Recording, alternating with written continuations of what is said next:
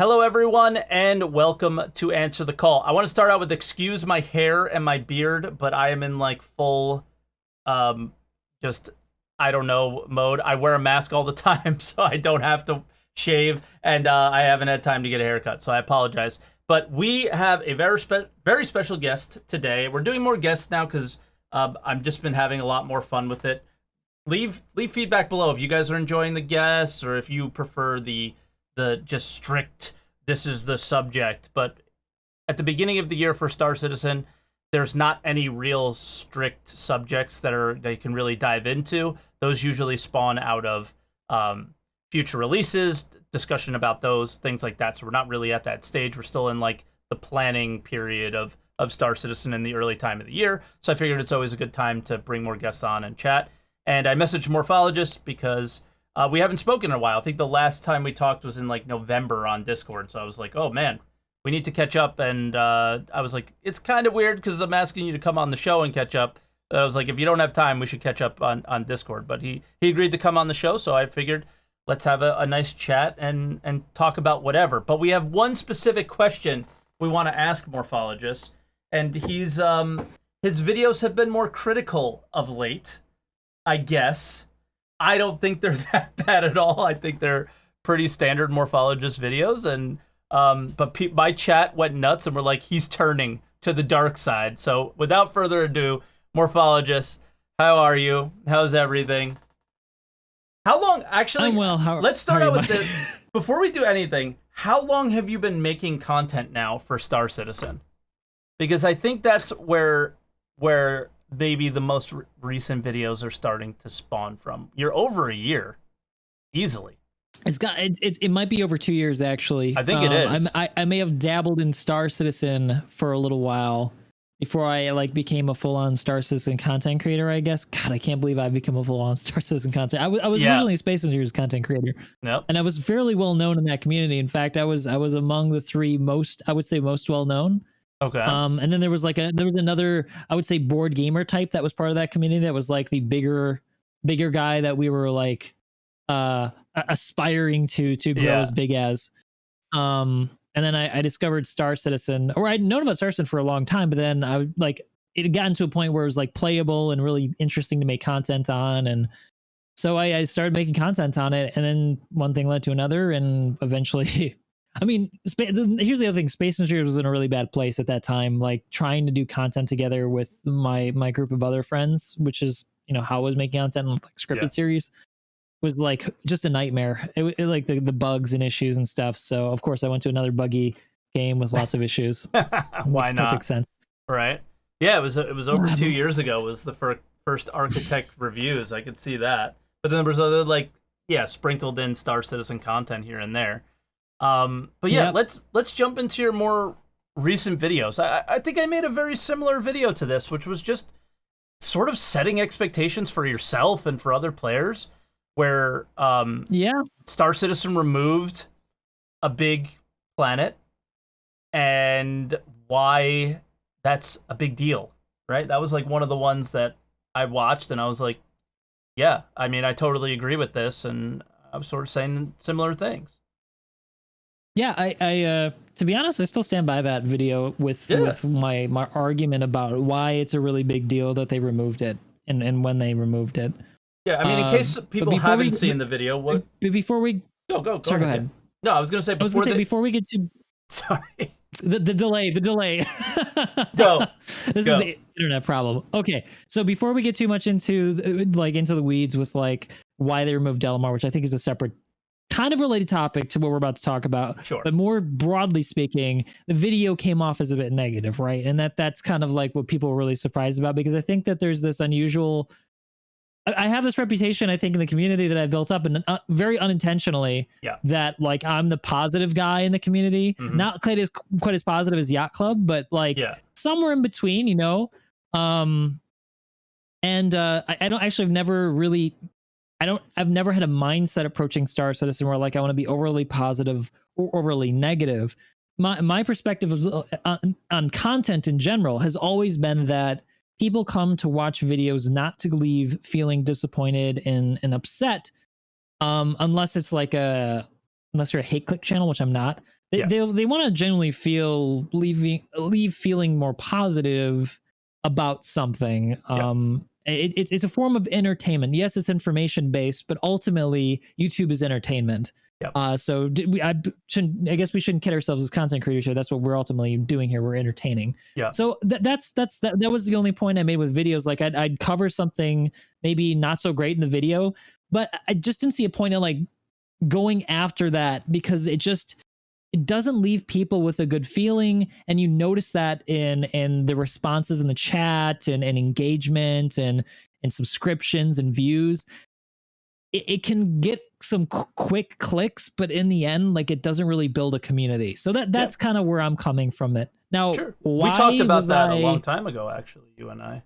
We did. When I was first starting to make videos, we talked about, hey, you can be negative, but it might be a smart idea to at the end bring it to a positive point, And I was like, yeah.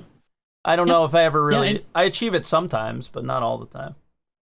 And I think it's a good solid formula. We talked privately about this. I don't think we talked on stream about this, because this was more recent than I think on our last chat. Yeah. But basically, like, if I'm going to talk about something negative in the video, I like to leave with a positive note, so that you're like, oh well, I mean, it's not that bad. It's not all doom and gloom. We've got enough of that in the real world right now, especially, right? Exactly. So I think where your label comes from is that your initial focus was on like the spaceships, the scale, the art style, which is the amazing thing about the game, right? That is something you can't be negative about those things. So you're going to be labeled positive if that's what you're focusing on at the time or whatever. And you've gone through anything you could possibly do at this point, discussing gameplay, all those things, in positive and critical, I don't want to say negative, just more critical points of view on things. And immediately, like, if there's like an ounce of criticism, the community is like, oh, he's turning.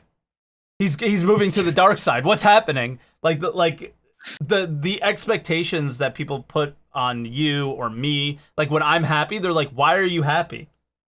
I've never seen you this happy before. It's like, it goes the other way with me. And it's like, because we're people, like, I'm confused. We have, So here's a couple of things, actually. So, like, I think the reason for that is also because there's a narrative about Star Citizen that is propagated by a lot of content creators. I'm not saying you, but generally speaking, like the broader content creating community, outside of the core content creating community for Star Citizen, where I'm talking people who casually create videos. It's always really negative and really salty. So there's this expectation of being really critical and really salty with Star Citizen. And I just don't, I don't, like I said, I don't think it's a really good approach to content creation personally. So it's also not logical, because typically the people have that approach because they don't follow the project closely enough. Right. So when you do, it's almost impossible to have that point of view, Yeah. And I think part of the other reason why people felt I was more positive to begin with, and I'm turning to the dark side, is I mean, maybe it's true though. I'm not saying it like it's hard to self psychoanalyze, but the Architect Reviews videos is what made my channel grow the fastest. Yeah. After I stopped making a lot of Space Invaders content. So that content doesn't really allow for me to suddenly say, this is a beautiful ship, but hey, how about those NPCs standing on chairs? Like, what? Like that completely breaks the narrative of the video, which is focused on design, not on issues with the game. So it's not like I didn't see it. It's just that it was pointless to show that stuff or to delve into it in those videos, because it would only detract from the subject, which was the very accomplished design. And I think we can, I know I'm not speaking for everybody, everyone's going to have disagreements, but I mean, broadly speaking, you can't really peg Star Citizen for its visuals. It's beautiful. Yeah. I mean, design is subjective, but the design of the ships, the concepts and everything, they're wonderful. Some of the best in the industry, if not the best. Yeah, the game doesn't work great, but those are amazing. Yeah, of course. And I think the fact that, like, this is why I point out, like, how long have you been making videos for Star Citizen? There comes to a point where you can only discuss or focus on your discussion on those things, like architect reviews type videos and so on. And then you want more out of Star Citizen, and you want more things like gameplay elements and spending more time in the verse. I mean, I think most of us who purchased Star Citizen purchased it for the MMO aspects of it and all those things. And I noticed, like, more and more you focus more on features rather than architect reviews videos, and you do them, but not as I prefer the type of content I've been seeing more in recent months than the older videos that were focused on just the visual aspects of Star Citizen or the design aspects of it. And Right. yeah, and I think it's difficult to only look at Star Citizen in a positive light in that case. And, like, Yeah. there's occasionally going to be a video where you're like, yeah, I don't like this. I think this would be cool, or I love Right. this, and this would make it better, or whatever, you know. And I think this is what's going on. What do you guys think? So it's Mhm. yeah, it's just, I just thought it was hilarious, and the timing for you to come on and discuss this was perfect. That, like, I mean, we've discussed Reddit before too, and it's just it's like so cyclical the way things and this community acts. It's almost like predictable. It's like eventually you post your video on Reddit and they're gonna start downvoting it and all those things, because it's just how it acts. It's so weird, but yeah. Yeah. Reddit is a roller coaster, man. You never know what you're gonna get with it. It's just there's a lot of elitism in there, but there's a lot of good too, and they intermingle, and sometimes Yep. one outweighs the other for some weird reason. There's this Yep. ball that rolls, and people jump on the train, and it can go one way or the other. It can go real bad, real good. Yeah, and It- there's it's no hard to way say, to man. determine. Like, I did this video I'm really proud of, and I think people are really going to enjoy it. So obviously you want to post it on Reddit to not necessarily to, like, promote your YouTube channel, but to promote discussion about it and feedback and all those things. And then they say things that you, like, totally wouldn't have expected, which is, Right. you know, it's just weird. So But yeah, go ahead. yeah, so I think you've touched on a point here that I think is worth talking about, about covering Star Citizen and being part of the community for so long. I think what's really happening here, to kind of go back to the main thing as well, the main question we're starting off with, you know, I started off creating this content talking about the design because that's what I understood best coming into content creation for Star Citizen. And I knew kind of about a lot of the gameplay mechanics, but as you continually create content on a game, you learn more about it. You can become more invested in its concept and its success or failure. You become more concerned about these things because you care more about it.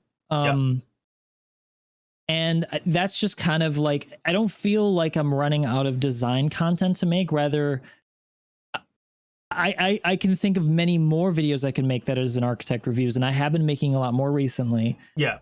But because I've become so much a part of the community, and because I live and breathe Star Citizen so much these days, I now think a lot about mechanics, and I see a lot of things that are wrong and right in my view. And you know, every other day I think, like, man, I want to create a video on that, but nah, it's not big enough. I shouldn't do a video on that. People get sick of that, you know? So it's more like I've been itching to make these kinds of videos that you say that you like, because now I'm finally at a point where I feel very confident that I've got the pieces put together to have a picture of what's happening, what's going on. And then this now leads into the video that I just made. Having been through this last year, having spoken with the developers, having, like, seen the ins and outs of how CIG works now for some time, I feel like I've got a pretty good grasp on, like, what, like, reading between the lines with what they're saying and what's actually happening behind the scenes. And so that's why I made that video. That's why, like, when I saw them, they're going to suddenly move Delamar in a mid patch, but not in a main patch, I was like, oh, red flags are going up, because this was never supposed to be 3.12.1. This was supposed to be 3.12, but it got pushed back, and now they're suddenly moving Delamar. No, they would have done that in 3.12 if that was originally the plan. Yeah. Clearly something's going on here. They're hitting a wall. What does that mean? And that's why I wanted to make the videos. Like, this is a big deal. And I was really surprised nobody else was talking about it. Now, it almost turns out that the conclusions I jumped to were maybe wrong. I say maybe because I'm still not sure they're going to be able to do it. Get Crusader in. But that being on the roadmap, yeah, like I was probably a bit negative in that video. I would say a bit cynical with that point, saying like no big locations are coming. But I ended in a really positive way. But looking at my statistics, I see people clicked off the video after that point. So you probably didn't see that part. But like the end part of the video, like talks about 20 different features that they can do that don't have anything to do with massive entity counts, like millions of entities onto the server that they could work on. That's really important. And all those things are actually on the roadmap now, which is amazing. So my prediction wasn't so far off. It's just that the Crusader bit was a little bit off. Yeah, so, I didn't think I was being overly negative, guys. I just like for me, I was thinking I was being realistic based on what I know about CIG and the red flags that removing Delamar at this time put up for me.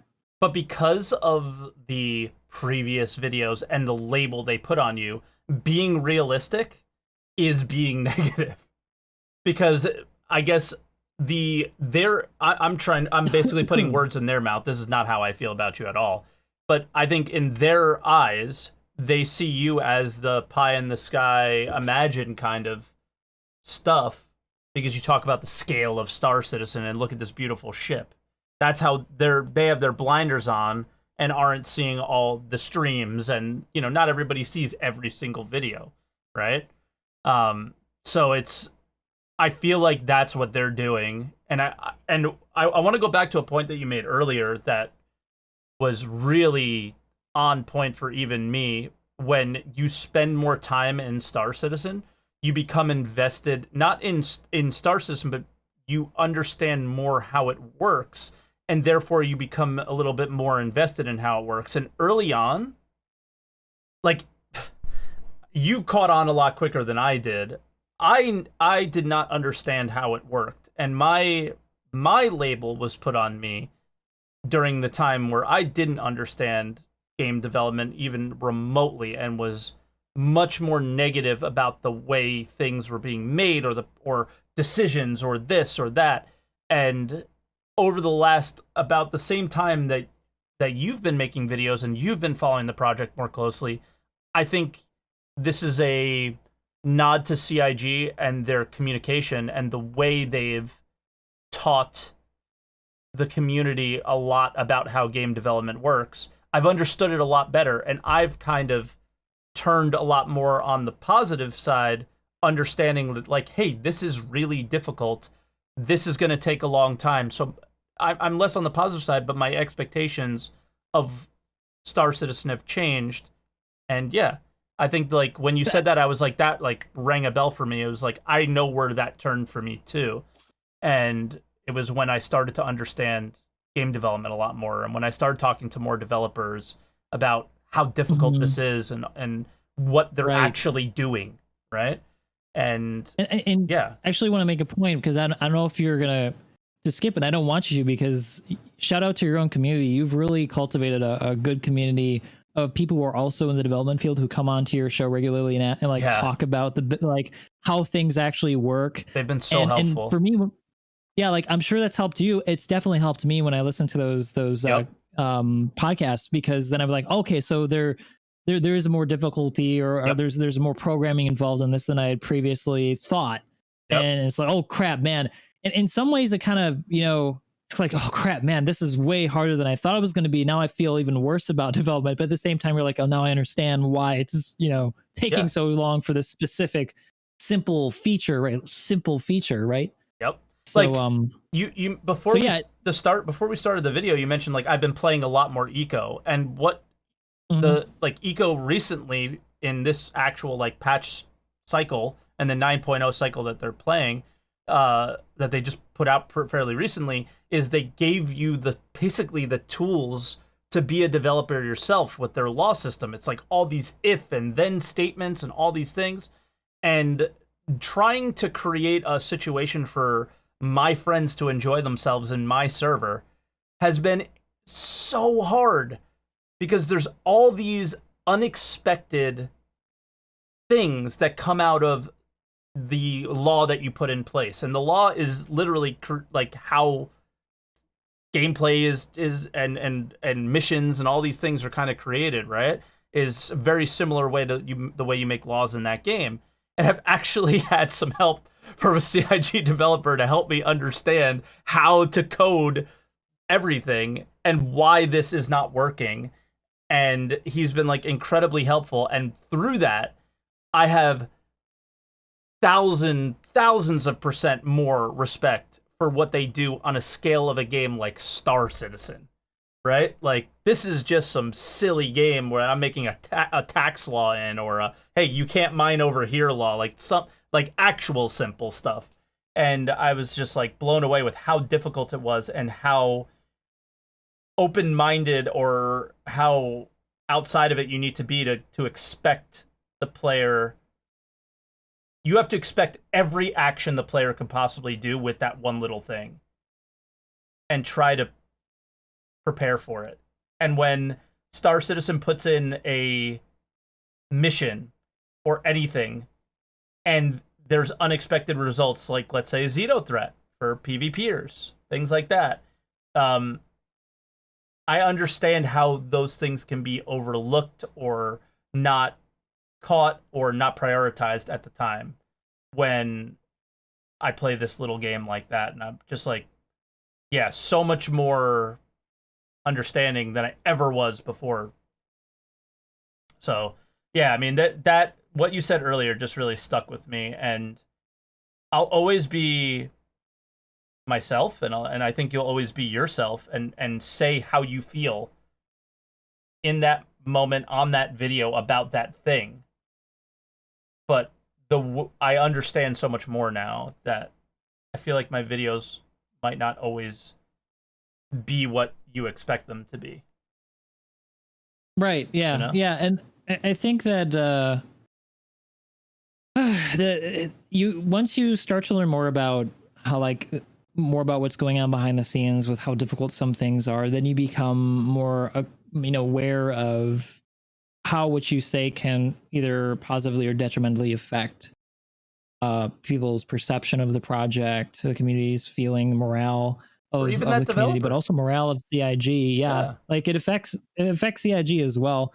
And so ultimately, I think there are some things where it's just there's no point in being overly negative about something because it doesn't really help anything. No. I think it's far more helpful to specifically target an issue with constructive criticism about how to like fix something in your dumb perspective, you know. Yep. And I'm not an expert in game development, but I might have an idea of like I kind of want to talk about this, and I try to be as constructive as possible. And I think that's the best we can do, and what we should aspire to do as members of the community, if possible. I guess this goes back to what you mentioned earlier about the luck that I have of having a few developers here.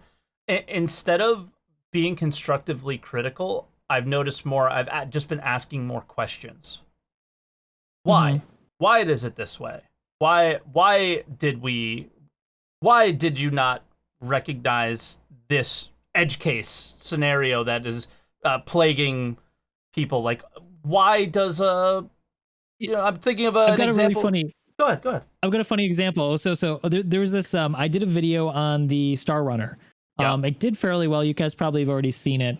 I talked about like there's good parts or bad parts, but then I said there's only one exit, and this would be a big problem if there were a fire, especially because CIG was talking about having fire propagation very recently. And then I literally the next week where they have the Star Citizen Live, when they're talking about this ship, is like some people in the community mentioned there's like no fire exit. You're like, oh, we totally forgot about that.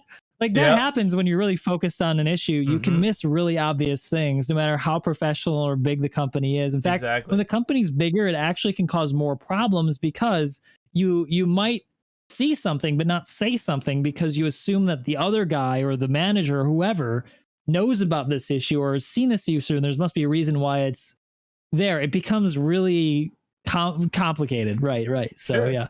Yeah, like, oh yeah, they'll throw a docking collar in there for sure. I don't need to tell them. And then they don't. But yeah, like, yeah, I'm just really coming around to understanding a lot more, and I think the root really comes from uh the way they've been making content for Star Citizen on their own YouTube channel in the last year. I thought it was I, this is not something we talked about discussing at all, but what have you No, like? no. I said first you? after cynicism. I literally wrote Oh, development this year and if they need to oh, improve improving communication or communications. not. Yeah, So we're going actually right into it. we're Perfect. segueing now into the next subject. Perfect. Yeah, like, what did you think about this past year's their content creation? I thought it was really good. I think I've just been really happy with it. I do want them to communicate more on the why, because I still always ask these questions, like how does something like a gun become so overpowered that you can destroy an Idris with it as a solo ship? And Mhm. why is it not fixed quickly? Like, we had it for a few patches. Why would that not be prioritized? Is it because it's neat? Like, little things like that I would like to hear more about when it comes to maybe their SCL content. But overall, I think it's been cool, Yeah, the combination of everything. What do you think? I think it's been good. I think that CIG every single year gets bigger and bigger, Yeah. and this is going to create more of an issue for the content creation team and whoever's organizing communications and player relations, because the more moving pieces you have, the harder it is to get a hold of the specific person dealing with the issue, or to even know offhand who that specific person is that you need Yeah, to who talk do you to. even go to? Like, Yeah.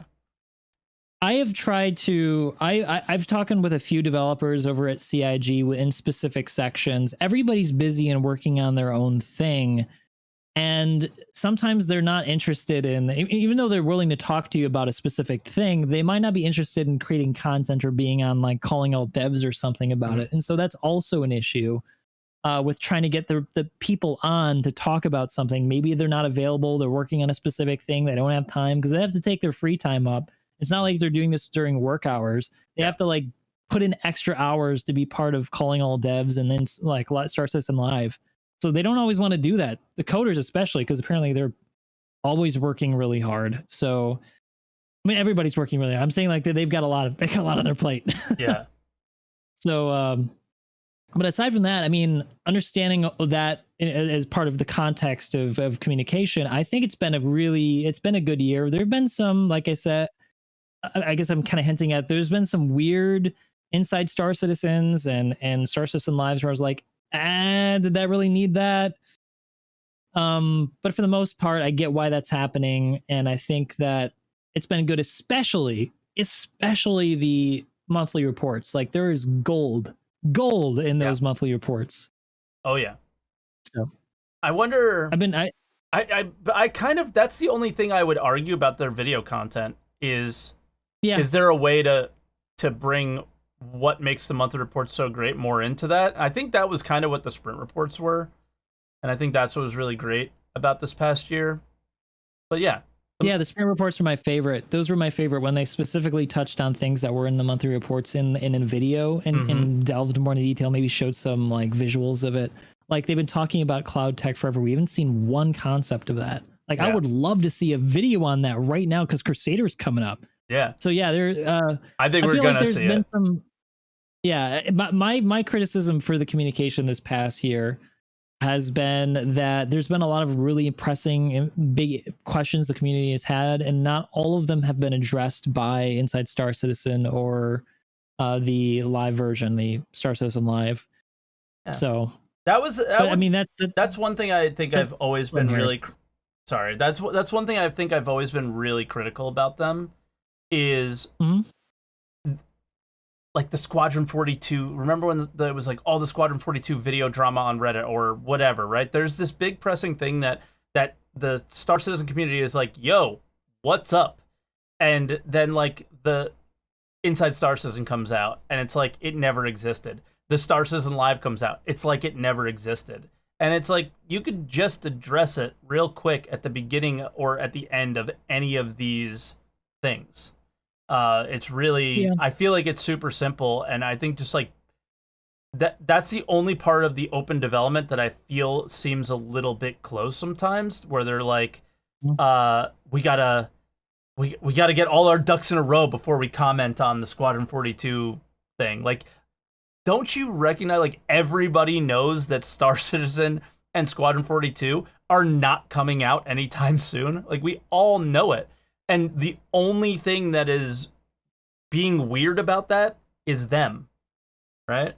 And it's Yeah, like, you I could agree. just say I've it. seen It's that no big deal. not with just Squadron 42, but with other stuff as well. Like Yeah. this whole thing with theaters of war, with Yeah. the way they've talked about it, is like, come on, guys, we know why. You even said it overtly in some post why it didn't come out. Don't say that, oh, it's been delayed because it was never intentionally going to be out in the middle of the year. It was only ever meant for Evo Con. No, you What said it was was going to be that? by the middle of the year.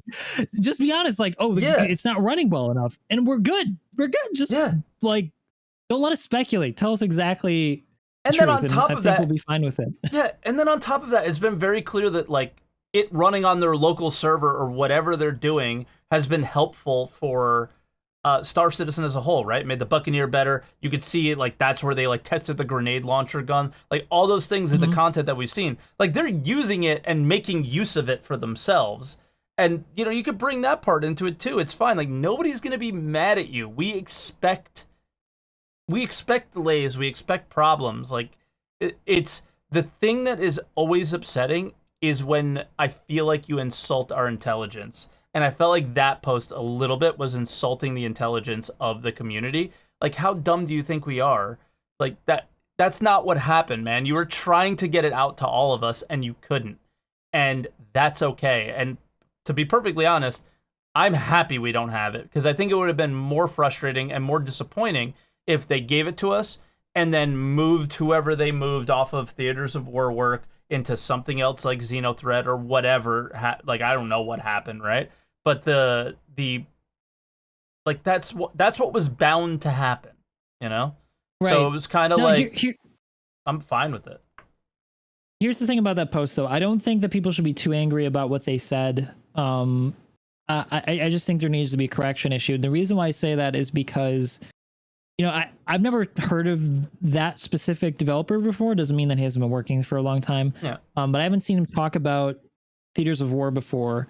So he could have just been just gotten on the team or transferred from another part and didn't know about this specifically and made a mistake. And that's fine. Just say, look, I made a mistake. That's not what I meant. And we're good. The reason why I think we should be giving them the benefit of the doubt is because if we bite their head off every time they make a mistake, then they tighten things up and less developers are able to speak freely. And I think that's a bad thing. Let them sometimes make mistakes. As long as they're speaking, I think that's a good thing. I love it when developers just post on the forums. Clearly, they have to get clearance, because I have talked with the developer before, and he had to clear it with his manager, his little section manager. So they have to get clearance before they do it. But we don't want to get to the point where they're saying, no, you can't talk because some big thing is going to happen again. Right? Yeah. Like, apparently it was Richard Tyrer who is the he's the actor status guy. So it's cold, that guy. Like, you know that guy, but maybe you just didn't recognize. Oh, right. His name. Okay. But maybe I didn't recognize his name in the forums then. Okay, I'm mistaken then. But anyway, my point is, like, he may have just made an honest mistake, and we need to give him the benefit of the doubt and not be too harsh on him, I think. Exactly. Or try to be. That way they're more comfortable speaking. Obviously, if they try to, like, they try to overwrite the past of what we know, then call them out on it. But benefit of the doubt that they made a mistake is all I'm saying. True. Like, the other day, a developer typed something in my Twitch chat about Xenothreat, and somebody screen capped it, grabbed it, put it on a Spectrum, and made this huge deal about it. All these other Star Citizen content creators getting mad at him and stuff, and it was just like, guys, like, this is totally contradictory to what you want happening in the Star Citizen community, especially if you're a content creator. Like, do you really want developers to just zip it up and be quiet and not help you along understanding what their day-to-day is like, what making Star Citizen is like, what may be coming in the future? Like, what is wrong with you? That really upset me, and I kind of stayed out of that until recently, until somebody else mentioned something about it. But yeah, it was just that's never the right way to go about it, and that's where our discussion before about like me understanding a lot more, and how it could affect like you saying a certain thing and how it can affect that person who worked on that piece of the project is just never positive. It never ends up in a good place if you're just overly negative about it for no reason and not being constructively critical at the very least. So yeah. Right, exactly. Yeah. But I don't know. I think the content in the last year and hopefully through this year is going to be a lot better, and we'll just have to see. Yeah, what about the speaking of there's been a big change now actually, speaking about communication. So they're still doing Inside Star Citizen. They're still doing Star Citizen Live. They've changed the roadmap release time. Now it's 2 weeks. Yeah. And now we actually have a look at the long fabled update with the internal roadmap, the progress tracker, right? Sure. So I don't know. Do you want to talk about that a little bit? How do you feel about it? How I feel about it? Yeah, I want to hear how you feel about it. I personally love it. I think that it sets a new standard and precedent for transparency in development, open development like this, because they're definitely potentially hurting themselves or shooting themselves in the foot with some of the things they've listed on there if people take it the wrong way, which inevitably they will. Sure. But I like that they've decided to put themselves out there for that possibility. Issues be damned, because it is, I think, really important to understand like how many things are going into a specific element that you're looking forward to. You know, like how many different items and how many team members are working on all this stuff. Knowing that, I think, gives me a much more appreciation for the time and effort that has to go into each individual piece. And there's stuff on there I've never even heard of or knew was related to a feature that I was interested in. So I love it. What do you think about the release view, the kind of color coding? The color coding is an interesting idea. I am a little bit okay. So the tentative versus the more confident release thing. I don't know if I really needed that. But it's interesting to see.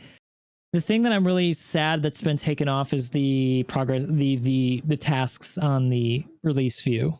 Yeah, that's kind of a bummer. So you don't know where it's sitting at the time, right? But there's been times where that's sort of debated you, where it's like nothing's being worked on this task. What's going on? And then the next day it's done. So it's like right. You know. Or there's only one task left of 3 of elevator panels, and it gets pushed for a year. Like, well, what is going on? Yeah. So I think they were like, instead of putting that in, I think we're better off removing it. But I think I'm such a simpleton, and I don't know if that's like an offensive word, but I'm so simple that the tentative view, I didn't think it would have such a big impact on me, but I was able to look at this roadmap. Whereas if it was the roadmap from last year, I think I would still look at it and be like, oh, wow, Crusader, this is going to happen. Like, maybe, like, there's a chance they're actually trying. They're at least going to try. Were you really ever that naive? Yeah, I think I was. Like, I'm talking about, like, in the very back of my mind. You know what I mean? Like, they're at least going to try it, so they think it's possible. You know? And then... So I would have that little bit, and then they would leave it there just until it would upset you to take it off. It would be like, oh, man, it kind of sucks that that's going away. So the tentative thing, I was able to look at it and go, oh, yeah, I don't care about any of this. I'm not even going to pay attention to it. And it keeps my focus on just the current release and what they're actually working on right now, and not the million steps forward before... 316 or whatever the last thing that's on there, 315, so it's it was really useful for me because I just get, I don't know, I just get more emotionally invested in something like that for some reason than anything else. I start looking forward and going, oh yeah, like I might be able to play this game this year as an actual game. And then it doesn't happen another year and I get disappointed. But then this year I don't have any expectations. The only expectation I have is for 313, if that makes sense. No, yeah, I do as well. I mean, there's some really, really important points that I know that they're working harder to hit than anything else on that roadmap, like iCache and persistent and physicalized inventory. Mm-hmm. So those are the key things that I'm looking forward to. I mean, it'd be nice to have Crusader, but for me, it's more of just another location to visit. Like I said in the video, Yep. what's more important, I think, for me anyway, and I think they feel that way as well, is to get these core mechanics done. Absolutely. And focus on a lot of the polishing and gameplay. Yeah. So I mean, I think that was the hope for 2020, right? Was some of the things that are the big hopes in 2021 is physical inventory, persistence. Those were the two big ones, and then hopefully server meshing. And that's basically what 2020 was our hope, and it didn't work out for one reason or another. But yeah, I mean, for me, 2021, the hopes and expectations are exactly the same. Is that when those things come in, all the other little things that they've been working on mean so much more. And I made a very similar video to you in the sense of I think I titled it like, this is not the year for Star Citizen.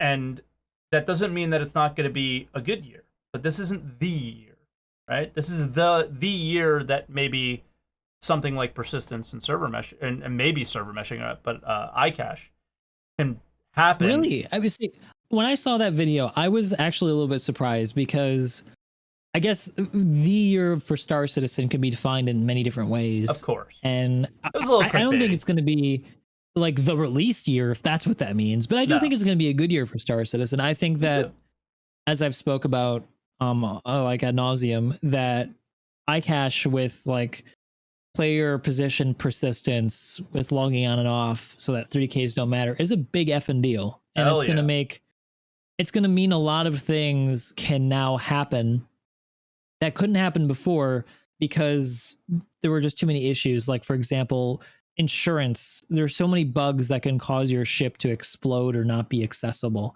With like a good iCache persistence system, that issue is minimized quite a bit. I mean, it's not completely gone. Like your ship could suddenly explode randomly, probably.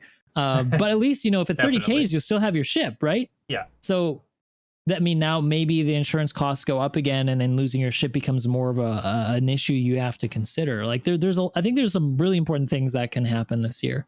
Yeah, I mean, I'm feeling really good about it. Sure, and like when I started making that video, I went back to that conversation we had all that time ago. I was still positive about 2021. It was just not the wow, we might get server meshing and iCache this year. That doesn't mean, even if we do, that doesn't mean that the Star Citizen's going to be in a more MMO-like state in 2021. The thing that I really focused on was very similar to what you mentioned, was that they're going to do a lot of little things like they did in 2020 that really did make the game experience that much better. There were so many small things, if you look back at 2020, that you didn't have in 2019. And when you log into Star Citizen, instead of thinking about all the little annoying paper cut like bugs that you deal with that eventually frustrate you, there's all these a bag full of things that are small little presents that they gave to us in 2020 in terms of the party system and weapons and somewhat of an inventory on like the Grey Cat Rock and mining and all these other things that worked so much better. I mean, the biggest one is reputation and what they could do to build off of that in 2021. Like, I mean, the possibilities are endless when it comes to that. So the idea of Star Citizen not being more fun in 2021 is ridiculous. Of course it will be. Yeah. And I'm overall like way more positive about this year than I would be about any other year. But I just don't think it's the year, which I think some people think is maybe a thing. Because if we have persistence, we have a game kind of thing. I don't know. I mean, possibly. I mean, it's possible that it could be it could be the year, but probably not. I'm still cautiously optimistic about this year being exceeding expectations. But I still think it's going to be a really good year, and I'm more positive like you. Actually, I'm very much in the same boat as you. I think we're of the same mind here. Sure. More positive about this year than I've been pretty much of any other year. I feel more confident than ever in CIG's ability to get reach their goal, reach their target.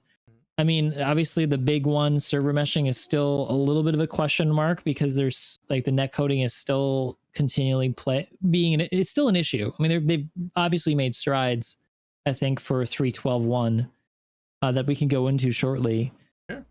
But there's still quite a road ahead when it comes to achieving a fully like massive server environment for Star Citizen. In early February 2021, what are your expectations? Early February 2021. Like, we're in early February 2021. What are your expectations? Yeah. Well, I think that we are going to see iCache come out, because it is really, really important for them to it's clearly a big internal goal for them. It's a big push. It's probably being repeated at the studio over and over again that we need to get this out. We need to get this done. So we're gonna see it in some form, but I think it's gonna be in bits and pieces, like I talked about in that video, where certain elements are using it. It's not all coming at once. It's going to be gradual, like with the reputation system using an external server cache instead of using Pcache. That's basically iCache. You know, it's not full iCache in the way that they've talked about, and that's why they've removed it from the roadmap, because it's deceiving the way that it was referred to before. It's actually many different systems. But my expectation is that we're going to see more stuff like that, where we're no longer depending on the server itself. We're depending on supporting servers, service servers, and that is really big, I think, for Star Citizen. So my expectation is to see more of that going into usually these little things, these quality of life things, like so that's what that means. Now my missions are being saved. Like, that's the kind of year I'm seeing right now. The little really important improvements that we need. I mean, the UI, for example, is something they're working on, like the Mobiglass UI for the map. God, has that needed a rework for so long. It's been especially in this event, it is really showing how terrible it is. With all the little dots and try to get to where you're trying to go. Right. And the issue with it is, like, it's not like the feature's broken, it's just badly made. And it's not, it's like it was a very early system based off of Flash. And so new players are coming into the game because of Xeno threat, and they're like, this star map doesn't work, it's broken. No, you have to refresh the page and then zoom out and then kind of like look at that point at a weird angle and click on it, and then it'll work. What? If you're not around to say that, they think it's just broken and they quit. So I think this year is going to be the year where a lot of those issues go away. I mean, I've even seen on the roadmap that they're talking about adding a lot of prompts for new players, like how to get to your ship and how to buy stuff. Is like, that's perfect. That's what we actually need that in the game, because we take a lot of stuff for granted. We're jaded now. Absolutely. We know all of these really simple things, but even finding your ship for a new player has proven to be an issue for many people. And even my community, when they come and ask, like, how do I get to my ship? Where do I go? You know? Yeah, and I think that's why I think it was 3.11 where they put or maybe 3.12, I can't remember, where they put the prompt of where your door is, right? Because every ship is unique and different. Mm-hmm. But when you mention the prompts, like, I watched Lyric play Star Citizen for the first time in forever, and he followed the prompts down below and, like, was able to play. He was not looking at chat clearly, and because it's just flying by, and he was following the prompts on the screen, and he, like, got in his ship just by following the prompts and did everything. But they can only take you so far. So adding more of that element as, like, onboarding for players is and can be really useful. So I I saw a streamer struggle for like 10 minutes how to get their ship out of a hangar bay. Yeah. Because they didn't know that they had to call ATCs like, oh, this game is broken. It's bugged. How do I get out of here? So, yeah, I mean, like, yeah, a lot of little quality of life issues can help. I'm not saying because big streamers can't figure it out. I'm saying generally speaking, a lot of new players have this experience. Yep. So I think this year is going to be, Stars is going to feel way more playable, way more enjoyable, a lot less of a headache. And it's already feeling that way. I mean, 3.12.1, if we want to now shift things into the patch and the Xeno thread and how removing Delamar has had an effect. Before we do, let me jump in real quick though. Go ahead. Just for you guys watching, this will probably be like one of the last things that we touch on between just me and Morph. So if you guys do want to come on, call in, and talk about any of the subjects that we talk about today, you can type !Discord in chat if you're watching live. If you ever watch a live show and you're watching this on YouTube, if you ever want to watch a live show and you're watching this on YouTube, stop by the Discord channel and check out the Answer the Call section, and you can get into the queue and talk with us when this is live, which is at 10 a.m. Eastern time. It starts on Sundays. So, yeah, go ahead, Morph. I apologize, but I figured people might have just been listening and forgot that they can join in if they want. Right, no, that's good, and I got to say that I'm totally down for continuing to talk longer. These are just some of the topics I came up with, so I'm excited to see what you guys ask, and maybe it'll spark a really interesting conversation that continues on to after we talk about the 3.12.1. So did I answer the question first and foremost? Because sometimes I kind of meander a bit about my feeling about this year. Your expectations, Star Citizen in 2021. So. My expectations in February. I'm here. I'm just turning on the fan. I think you did. Like you said, it was going to be a better year, more playable, better experience, more enjoyable. I think that answers it. Oh, there is one thing I do want to say, and it's something I tried to, maybe I forgot to say in my last video, but I think that they will get Crusader in. Okay. But I suspect they may remove something else, because if you've been, and I know you've probably noticed this, Mike, that they have been actually removing stuff before Delamar. They've removed Lagrange points. Yep. They've made a super aggressive server cleanup. Now, if you put it like there was a point where if you put down a box, it wouldn't disappear in 5 seconds. That was not a thing. No. And now it is a thing, right? Yep. So and then this weird thing where like if you die and your ship's on a pad, the ship is immediately taken off the pad. That was never a thing before. It would stay on the pad. In fact, it get to the point so bad where like you couldn't even get into a ship because all the pads were taken. Yep.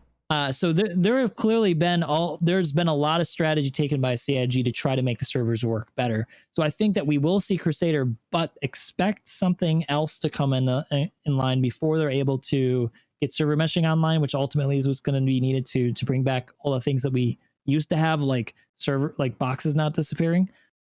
So yeah, it'll be cool to have Crusader, but yeah, I just think that they're probably going to remove my guess. My money's on removing the second Lagrange point around planets with the refineries and removing some of the gas clouds is my guess. But we'll see. We'll see what they take out. Yeah, like I remember they said, if we get server side OCS, we're going to be able to put in hundreds of caves, and they never added any because it's clear that they just can't do it until the amount of things that one server is dealing with is significantly less, where they can take them down.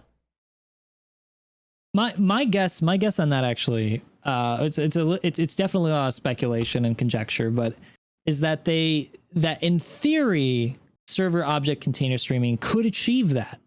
But their models for predicting player position on a server and how it affects what's actually spawned in on the memory was inaccurate, and that players are more spread out in weird ways that they didn't expect that were causing all of the containers to be online, or most of them, right? Of course, yeah. So we'll see. In practice, server-side OCS works perfectly. When you log into a new server and you just started your own server with all your friends, you're all in one spot, everything is great. But the second you start moving out and just spawning in all the other planets and all the other entities, it's like, well, that's when it all dies down. So Yep. it's clear it works well in practice, but the idea of it working without server meshing is just to get that huge performance boost just doesn't exist. But yeah, let's Indeed. talk about Xenothreat. What has your experience been so far? First, did you take part a lot in the PTU? I did not. No, I no. waited till live, pretty much. I took a little bit of a part in the PTU, but that was it. Me too, actually. The day before PTU went offline, it popped up on my screen. I was trying PTU because I was really enjoying how well PTU was working. It was like the best I've ever seen Star Citizen work. It's like, all right, I'll go check it out. I'll go see how it works. And we got into I think it was phase 3. Okay. I didn't try phase 2, which originally was phase 1. It's because it's a little confusing. It's convoluted. Yeah. So we're I got a little bit of a taste right now, right? We're in phase 2. Now there are 3 phases. Apparently phase 1 is like the alert that it's going to happen. All this stuff's going to go down, get ready. And like all the things popping up everywhere with the Xenothreat guy. And then phase 2 is supplying the javelin and defending small raiding parties. Mm-hmm. So an Idris comes and attacks the station, the UEE station, and you've got to defend and then go pick up some stuff from some wrecks and stuff, which is actually really fun. I want to get into that in a second. Oh yeah. So yeah, it was my first experience doing phase 2 in the whole way they're doing it. Okay. Last night with my community, we had 16 people part of the community doing it, and it was awesome. Nice. It actually was way better than it was on PTU. I did the same thing yesterday, and it was awesome. And the only thing I did try to an attempt to take part in was actually phase 2 in the PTU, but it was just crashing all the time. I never even got to pick up a box, so it didn't really matter. But I love the idea of the usefulness of the tractor beam has been really fun with it. The uniqueness of each box is pretty cool, and just the way it works, where you're being pulled in and out of places, like, oh, the javelin is being attacked at the Jericho station, but we're at the wreck site. All right, we got to go over there now. Okay, let's go back and get more boxes, and you're just constantly going. And I like, this is something that if you didn't catch it, they mentioned, is the more of these javelin delivery completions that you succeed in, I think more help we'll have in the later phases, or the later phase. I guess there'll only be one more phase after this. Was something that they like casually mentioned. I don't necessarily know what that means, but like, is the javelin going to be stronger or something? I don't know. This is a test of what Tony Z was talking about, how they've built this system, I think, to inform the entity spawns, the NPC spawns later in the phase. Yeah.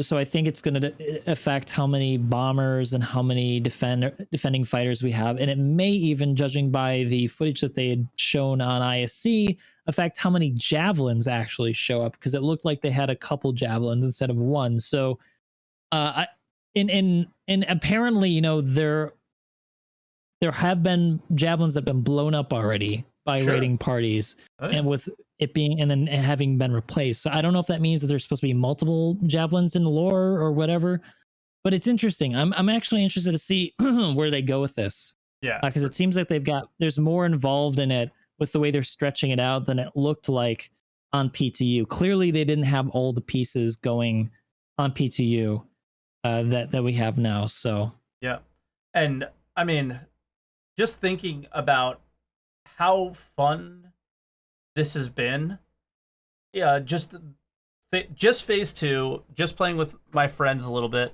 It's been a lot of fun, and this is really only the first one.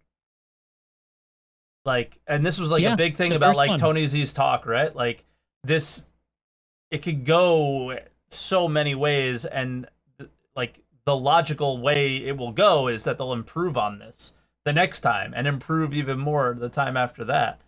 So it's just, it's a really good sign for the future of Star Citizen, because I love story arcs in MMOs. I come from an Ultima Online background. Like, that was my first MMO that I ever played, and they were great at story arcs. Like, all right, this town is being attacked by orcs.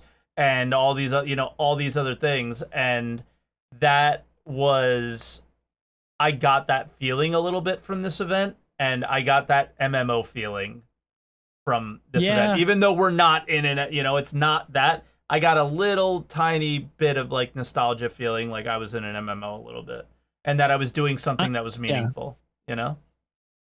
I'm 100% with you, and in fact, I think that right now is the best time ever to play Star Citizen. If you've got a package already, right now, download the game and try it, because I feel like getting together with the community to play this event has been the most fun we've had with an in-game mechanic and system that they've set up, because the way that phase 2 is working right now, and it's only going, I guess, for this week, because then it ends after that and goes to phase 3, is like you've got to go and pick up these boxes of these 3 different items that have different special attributes. Like one you can't quantum with, the other is a timer, and I forget what does the blue one do? Damage. Is there anything special about the blue one? Don't bang it around. You can't bang it around. Okay. So I think you can't bang it around, or you can't take damage too much on your ship. I haven't blown any of those up, so I don't know. And the timed one doesn't blow up. Video on it. Yeah, the time one doesn't blow up. It just they're green, and it just goes dark. So it's just not you just can't turn it in. It's not useful. But yeah. So basically, what I like about that is it makes the act of cargo running really interesting and dynamic. Yes. But I also think that there's another facet to it, and that's they've overlapped different segments of phase 2 together, where you can't just be focused on one thing because multiple things are happening at once. Okay. And so like you might be getting boxes, but before you can get them, you need to have FPS combat. You need to kill the AI. And I was really surprised to see that there was AI in random places on the wrecks, and each wreck was different. Like there was a different way that you had to get in. Yep. That was really cool to see. So there's like you first got to send in an FPS team, the guys that are able to do FPS combat, because that might not be the guys who are just good at shipping, because those are the guys that want to do the shipping, right? So first you got to send your combat guys in, they clear it. Then the guys who want to get the boxes, they come in. But oh wait, guess what's happening? Now there's another wave coming in of xenothreats, guys trying to shoot you while your guys are loading stuff. So now you've got to have your guys in ships. I was like, my ship is getting shot. My ship is getting shot. Like, do something, guys. And they're like, but we're at Jericho fighting the Idris. And it's like, no, come back. We're going to lose all the cargo. It was right. We had a couple of intense moments. And then suddenly, right, you get the alert, like the Idris is attacking the Javelin. It's going to blow it up. And you know how easy that size 10 railgun can blow it up. So you got to rush back with whatever you have and leave a skeleton crew working on getting those boxes, because that's still important to go deal with the Javelin and the Idris. And I thought that sudden dynamic change in the event was a really, really good idea. Yeah. I love that the way that they've made this event. I'm excited to see what phase 3 brings, but I think as far as I've seen for phase 2, if this is their first go at a big event, I think we've got a lot to look forward to. I'm excited to see what the Nine Tails thing that Tony Z was talking about is going to end up looking like. I mean, like the territory taking idea that they talked about was really cool, about how that might affect, or I'd heard about like they're talking about like taking over certain sections and being pushed backward and forward, and I think that's a really cool concept, and I hope that they explore more with that. That being said, so those are the positives. You had touched on a negative, Mike. I don't know if I heard the whole thing about PvP and how people felt about PvP in this event. So, well, I think there was a little bit of a miscommunication too. I think, I think this is very clearly a PvE event that isn't an open world experience, right? So there's nothing preventing anybody from coming in and doing some PvP at these locations, right? Obviously, the Jericho Station has an armistice zone around it, but the wreck does not, but it does have it. They moved out the monitored zone to the wreck, and that's when people started getting upset, because they would get sent to prison if they were killed around the wreck. And the only thing that I disagree about that is that you can't turn it off. I think that like when you see the monitored zone turn off, it's like, uh-oh, something's going to happen. And maybe the monitored zone should turn off every time Xenothreat comes too.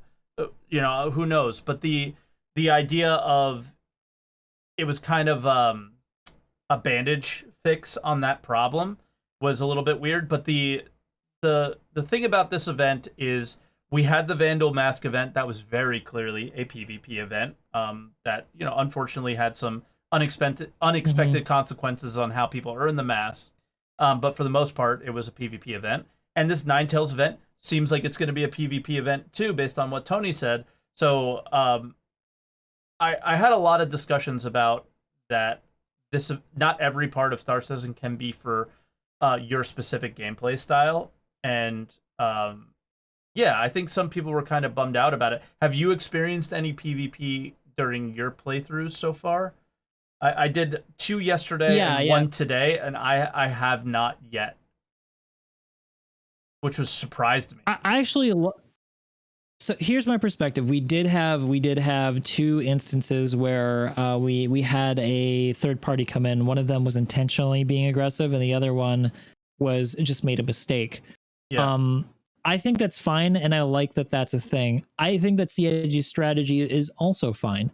Yeah. I think it's fine that they want to focus on the PvE, but I also like that they've not arbitrarily removed the ability to PvP if you want. And I think that's a very important thing to take note of. It's not like they've created a Port Olisar style zone around it where you can't actually shoot. Mm-hmm. It clearly, they just want there to be heavier consequences for it. And I think that's okay. Star Citizen seems to be, from what I've seen from like the direction they want to go, a game where PvP is possible at anywhere and everywhere, but less likely because of systems in the game in some places, such as in, really high security areas. And if that's true, if that really is the direction that they're going to try to accomplish, I think that's great. I like the possibility of that at any moment an assassin can come out somewhere. Is it likely? No, but the possibility is exciting. It's cool. Yeah. I like that. And I know maybe not everybody does, but I think it's cool. I think so. It makes Star Citizen unique over any other MMO out there right now. That there's no such thing as a perfectly safe zone. Sure. I mean, I was super surprised. I didn't experience anything other than accidental PvP, which was right. In the Rex, it's kind of scary. You see a body, somebody, and you shoot. You're like, oh, it's an NPC, but it actually wasn't. Something like that, or somebody randomly turned red, for like a dumb reason, like bumping somebody, and then everybody starts shooting at him, and he's like, no, I'm friendly, but he's dead, and now he's in jail. Other than that, I haven't seen any.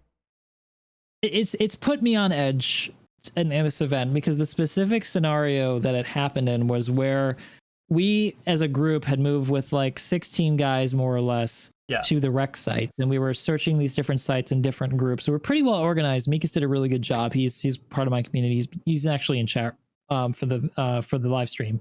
But we actually had a third party, just one guy come in, and he just a random dude, and he walked inside the Starfarer we were working on, and he had no idea what was going on. Mm-hmm. And I came up to the catwalk in the Starfarer, and he shot me. I think he thought it was an NPC. Sure. And I think that possibility of that happening is interesting because it creates a scenario where you have to communicate with that person.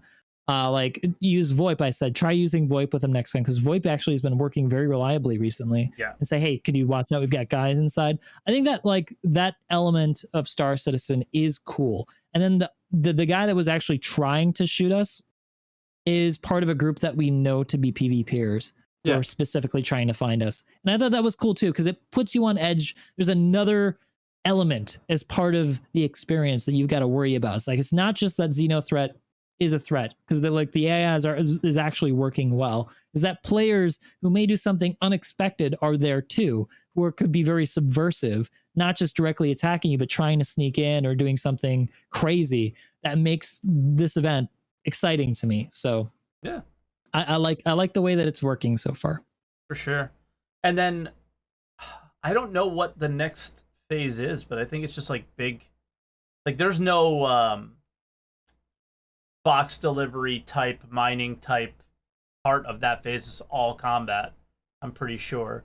So I'm looking forward to that. Today was the first day in forever that I just felt like doing some combat, and I miss it. It was fun. I just got a crime stat and let people come after me, and it was like, okay, this is a good time. You know, just it's more dynamic. It's not the same thing over and over again. All I've been doing is mining all 312 and I think all 311.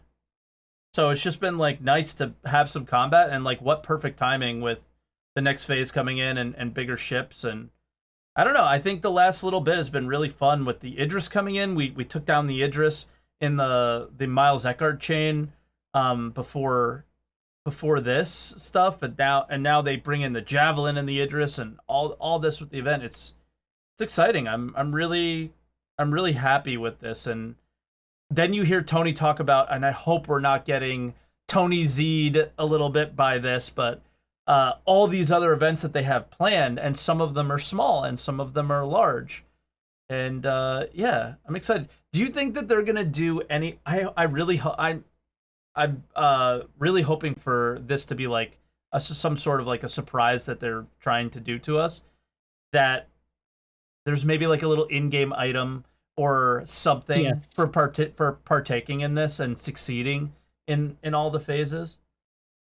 I think it's perfectly possible, and I want to just limit my own expectations here that there will not be anything. Yeah. Knowing how the Vanduul event happened with all that stuff, it's clear that they're logging who's participating in the event and they have that information. So there's no reason why they couldn't give us something. Yeah. And I sincerely hope that we do. I hope that there's a badge or and you know what? His helmet. I think that we might get one. It makes sense because we get subscriber flare and stuff. I feel like they're going to have something like that we get in our inventory for participating. Right. Yeah. I want that man's helmet. I think that would be amazing. I do too. Everybody loves that helmet. It's actually the one that comes with the Mantis. Yep. That's the only way to get it right now. And in fact, I think that package might not even be available anymore. So you might not even be able to get it. So yeah, I think everybody wants that helmet. That is a cool freaking helmet, especially with the paint. Oh yeah. And I hope, I think that would be my criticism of this event if it does in fact turn out to be true that we have no thing from it. That would be my only criticism of it. Is it would be cool to have a reward, because that's another thing, like going back to those Ultima Online days, is that's why you did those events. Like you took part in it and the game told you a story, but you were doing those events for whatever the cool stuff you ended up with at the end, for sure. And then you showed off that cool stuff. Like that is my MMO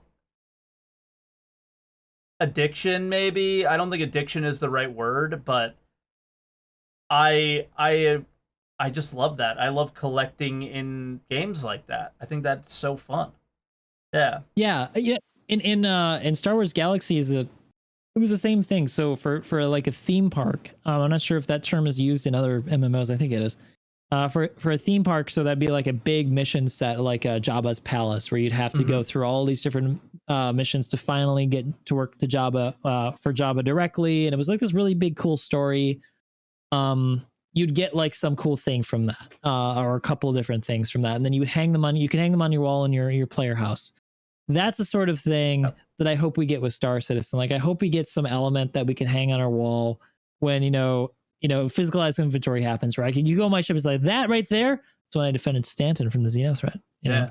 It's in game. It's kind of cheesy, but it's cool. Yeah.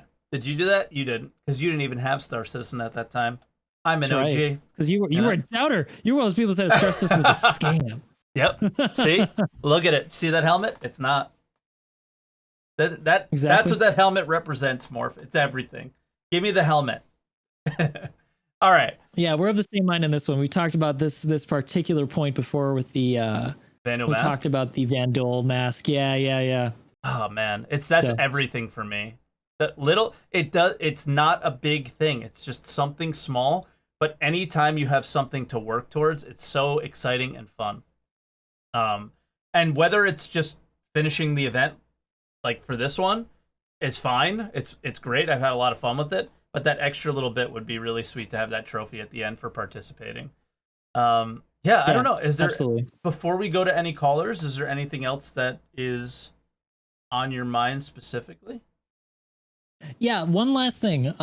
Just about future events with concerns to PvPers and bad guy players. I think that Star Citizen, and it does look like CIG is understands this and is going to cater to this aspect of Star Citizen's community.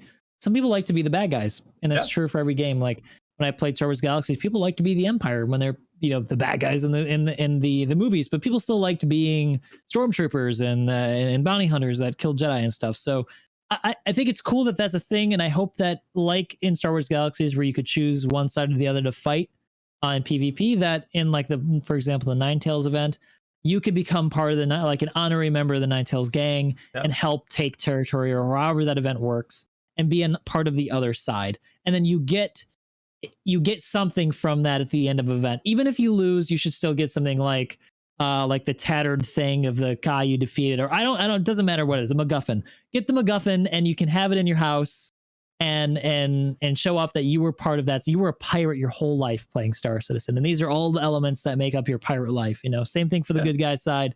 There's a lot of good guy stuff that you can get only if you were the good guy. That way there's like, you can only get one or the other. You gotta be a good guy, you gotta be a bad guy. You get some for the good guy and some for the bad guy.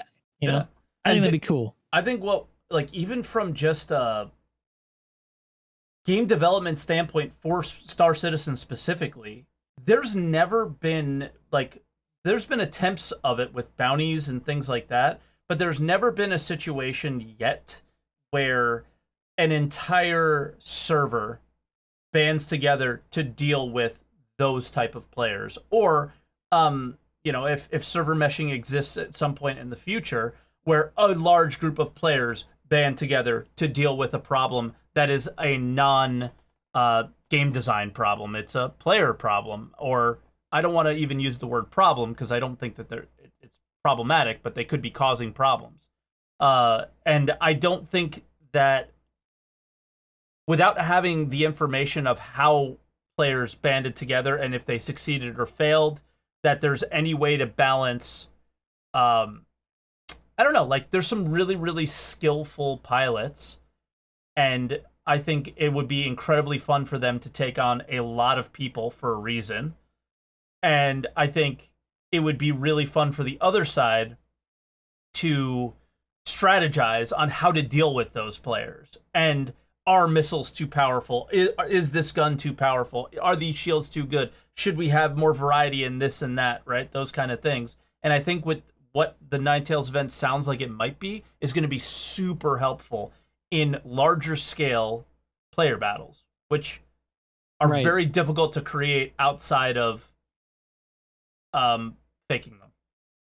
Right, because there's no, and you've talked about this multiple times, I have too, there's no jump town anymore. There's no way to like put people together in a specific area. So I think that that's an opportunity to do that for PvP players. And I think there's a way to work it where it's not, with what Tony Z was talking about, it sounds like there's a way to write these events, these dynamic events, to balance themselves through the way that NPCs respond. So like if the UE gets pushed back too far, then there's suddenly more UE ships to even the battle until they get to the part of the week where they're like, all right, this is the part in our narrative where something big happens and it changes the phase. Sure. So I think that there's definitely ways where they can work it and still make it fun. It doesn't have to be legit like, oh, player controls everything and it kind of sucks because of that.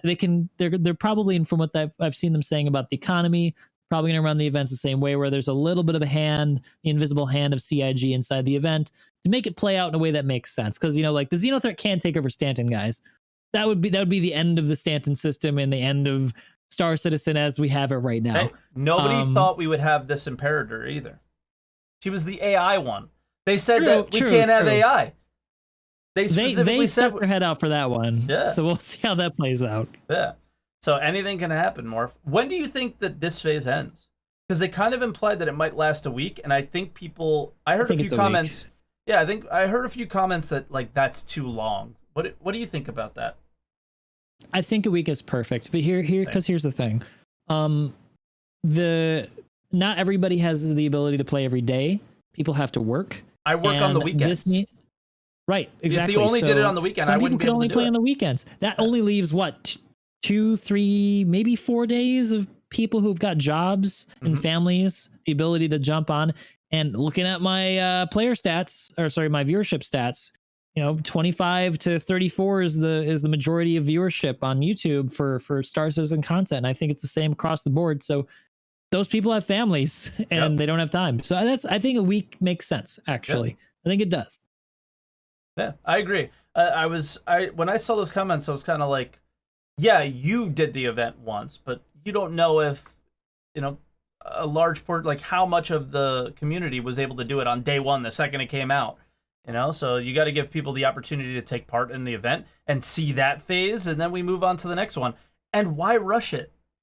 Like, you actually have content in Starset. Why are we trying to get rid of it? Why are we trying to end it so fast? Like, what's wrong with you? Exactly. And here's the way I saw it is like I was of two minds on this. I wasn't sure which way they were going to go with it. You know how some MMOs run it where like it's the same event over and over again. Every player comes and then they go from beginning to end. Like the town is being attacked and then you fix it, and then another player comes, the town's being attacked again. But wait, that other player just fixed it. Why are they back again? Right? Yeah. There's that weird continuity issue between different players doing that theme park mission. CIG is taking a different approach where they want the universe to feel like it has consequences. So I like this idea where it's only going for a week and it's never going back to phase one because phase one already happened. Now it's phase two. And after phase two, it's going to go to phase three. And then it just ends. So I think it makes sense for them to extend it because if it was really short, they'd have to run it in loops so that everybody could participate. And that really wouldn't fit with the narrative of Star Citizen being like this impactful universe simulation, if you get what I'm saying. Yeah. So, and I think this... it's repeatable, which is good and is very much the standard like MMO feel of an event where it's repeatable and it's not just one time, and if you're not there at 8 p.m. on a Friday, you miss it. But they wrote it into the narrative. So if you listen to the girl talking, the CDF lady, she says that the javelin's going out to fight them again and just come back and resupply. So it's like in lore, it's going back and forth between the server and you're just constantly resupplying it until everything builds to a head, right? And in fact, the Idris that was attacking the javelin in phase 2 jumped out at the last second before it blew up. So I don't even think you're supposed to be able to blow it out before it escapes. Blow it up before it escapes in phase 2. Same. I think you probably can if you alpha it enough, but I don't think that's supposed to be the thing, because the idea in lore is that it's like jumping away back to its home base and then coming back and jumping away and coming back until the end, where it's like all cards on the table, everybody's coming out. I think we're blowing it up in phase 3. Exactly. Yeah, phase 3 is when we're supposed to blow it up in lore, and I like the way that they're doing that. They make the looping make sense so that everybody can participate, and I hope they run future events this way, so it's not like a one-time thing for one day at 1 hour, because that would suck for me because I live in Taiwan, where like now it's 12 a.m. and I got to go to bed like at a reasonable time, where you guys are going to be up all day, right? So and I think it just is another like great thing about Star Citizen is just their attention to detail, right? Like if they were going to do this event and they need to get it out by this day, like would they have that attention to detail on like how are we going to make it work within the lore and be realistic and be immersive, right? Where you're not just repeating the same event over and over again, like this instance that you do in other MMOs where it's like, all right, I got to go slay the queen again, or the evil queen, and then maybe I get a drop this time. Like it doesn't have that feel. And to be honest, I didn't notice that until you mentioned it. Like I was like, oh, it feels like a repeatable instance thing, which like, okay, I'm okay with. But like when I really sit back and you mentioned all of the dialogue and the actions of everything, it makes perfect sense, and their attention to detail on that was really good. And it's like, again, they their first event. For a long time, yeah. Like, man, I feel bad for them because this was supposed to, because we didn't have CitizenCon, it seemed very like this was supposed to be at the end of the year, right? And this was supposed to be their CitizenCon thing that they were able to pull off this year, and they just didn't get it. Imagine if this happened imagine this happened over the holidays. This would have been perfect. Perfect. But it's okay that it's happening now, and I'm glad they were like really open with it, and we're like, hey, it's not good enough. We're gonna get it good, and we're actually sticking to our guns. It just so happens that they're running the event where half of the world is actually celebrating another big holiday, Chinese New Year. It's this week. So the Chinese community is fairly big. They're going to love this. You're going to see a lot of Chinese players playing during the week because they don't have to go to work. They're going to be at home playing Star Citizen.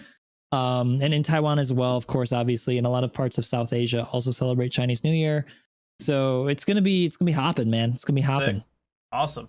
Yeah, Korea that's as good. well, I believe. So That's awesome. And yeah, I just think it was good. And overall, really happy with it. I can tell you that the event, they really think they ironed out any bugs or issues and all these things with it. But man, unfortunately, there are still a lot of little nitpicky, annoying bugs that make it hard sometimes with the event. And I was like, oh man, I did my hand was a little sore yesterday. I punched my desk a couple times. I'm like, I picked up a grenade and killed myself with it by accident once. I died because an NPC shot me and I couldn't heal myself because you would go through the animation and then not work. Like I died like 3 or 4 times in the first attempt that were none of my own doing, right? And I was like, ugh, that's so disappointing. And it was just like they can't nail everything down. It's not going to be perfect, but I was like, oh man, it was just such like a it could have been so good, but it wasn't. But then we did it a second time and it was like way smoother. And I was like, all right, this was the experience we were supposed to have. This was good. Right. Yeah. And actually, that's the last point before we bring in the caller. I mean, it's up to you. You're the host, but I just want to touch this before we move on. Did removing Delamar make a difference? And I personally answer that question. Hell yeah, it did. Oh my gosh. I'm so glad that I have a 6-7-year-old PC though, so it made no difference for me. Like I am getting the tick rates. Like the NPCs aren't just like they're reacting. Like sometimes they are, but now like they shoot back. Like I recorded it. If you watch my latest video at the end, they're actually doing stuff where like they're blind firing around corners and rushing around and like jumping at you. And there's different fight styles for the AI and like I went around the corner, he immediately shot me in the head. It's like, what the hell? The AI is good? Like it was, it actually, it's a little embarrassing. It's probably still up. On stream the last week on PTU, I went to Dinabunga mission and died 5 times before I finished the mission. 5 times. I've had that experience. So angry at the end. I've had that experience. No, I guess I was looking at it the wrong way because I was like, man, my frame rate's been horrible. Like when all the NPCs come in, the NPC fighters, while you're doing the boxes, like my frame rate tanks to like sub 10 sometimes. But the idea, my PC's super old. But then the whole point of removing Delamar wasn't for my frame rate; it was for the server tick rate. And the NPCs were all flying, all shooting, all reacting, and same inside the wreck. All the FPS AI, same thing. So, yeah, I definitely think it did have an impact. And yeah, why not get rid of it? And maybe that 10-player less servers as well. Which I think that made such a big deal about, but it's like it has no impact on your actual gameplay experience in terms of like the amount of players that you interact with, but it may really have an impact on the performance of which the experience that you have is. So, like it was a no-brainer to do that. I don't know why everybody was like losing their mind about it. Literally, the only person that I know that regularly plays with 40 people is Captain Richard. I can't even get that many people to play at once. So, I mean, it doesn't really affect. The only, like, I understand the way. I do want to say that I understand Moist Noodle's perspective on this because for him, the less people on the server, the less opportunity there is to PvP because there's no focal point anymore. So I get that perspective. Hopefully, they fix that with the Ninetales event or whatever they're going to do. I didn't even know it was Moist Noodle. I never even saw Moist Noodle say that. That was just like mostly people in my Twitch chat that just randomly came in and was like, what do you think about the 10 less players? And I was like, I don't think it really makes that big of a difference. But yeah, I guess when you put it that way, it matters in that sense. Sure. If I'm not mistaken, I believe he did say that on stream. I may be, but I think he did say like he's a little bummed by that because it's already hard to find people to PvP against. But I think it's for the better. It's for the better. For sure, and hopefully that Ninetale event will give them something really to look forward to. But all right, let's get to some callers. When we bring in the call, it probably will move us a little bit, but I am prepared for that. So I'm gonna bring in Archangel and yeah. Hey Arc, how you doing, man? Hopefully I'm prepared for it. Yes, I am. How you doing? And yeah, you're on with me and Morph. What do you want to talk about? Well, just carrying on the whole Xeno threat side of things, I absolutely loved it. Okay. I do think it's a great event. It's a shame almost to some degree that it's time gated as much as it is, but I think I love it for a different reason that other people do. Like in my mind, obviously you play a lot of space sims like Elite Dangerous, Eve, etc. Really, the whole idea is you go in, you kill the thing, you come out, and that's your mission, that's your quest. Sure. For me, for Xenothreat, I'm kind of seeing it as a little bit like a dungeon, like with WoW or like with SWTOR and things like this. This has almost got to a level where the mechanics just feel like we're actually having our first dungeon in a space sim, and that's awesome. Sure.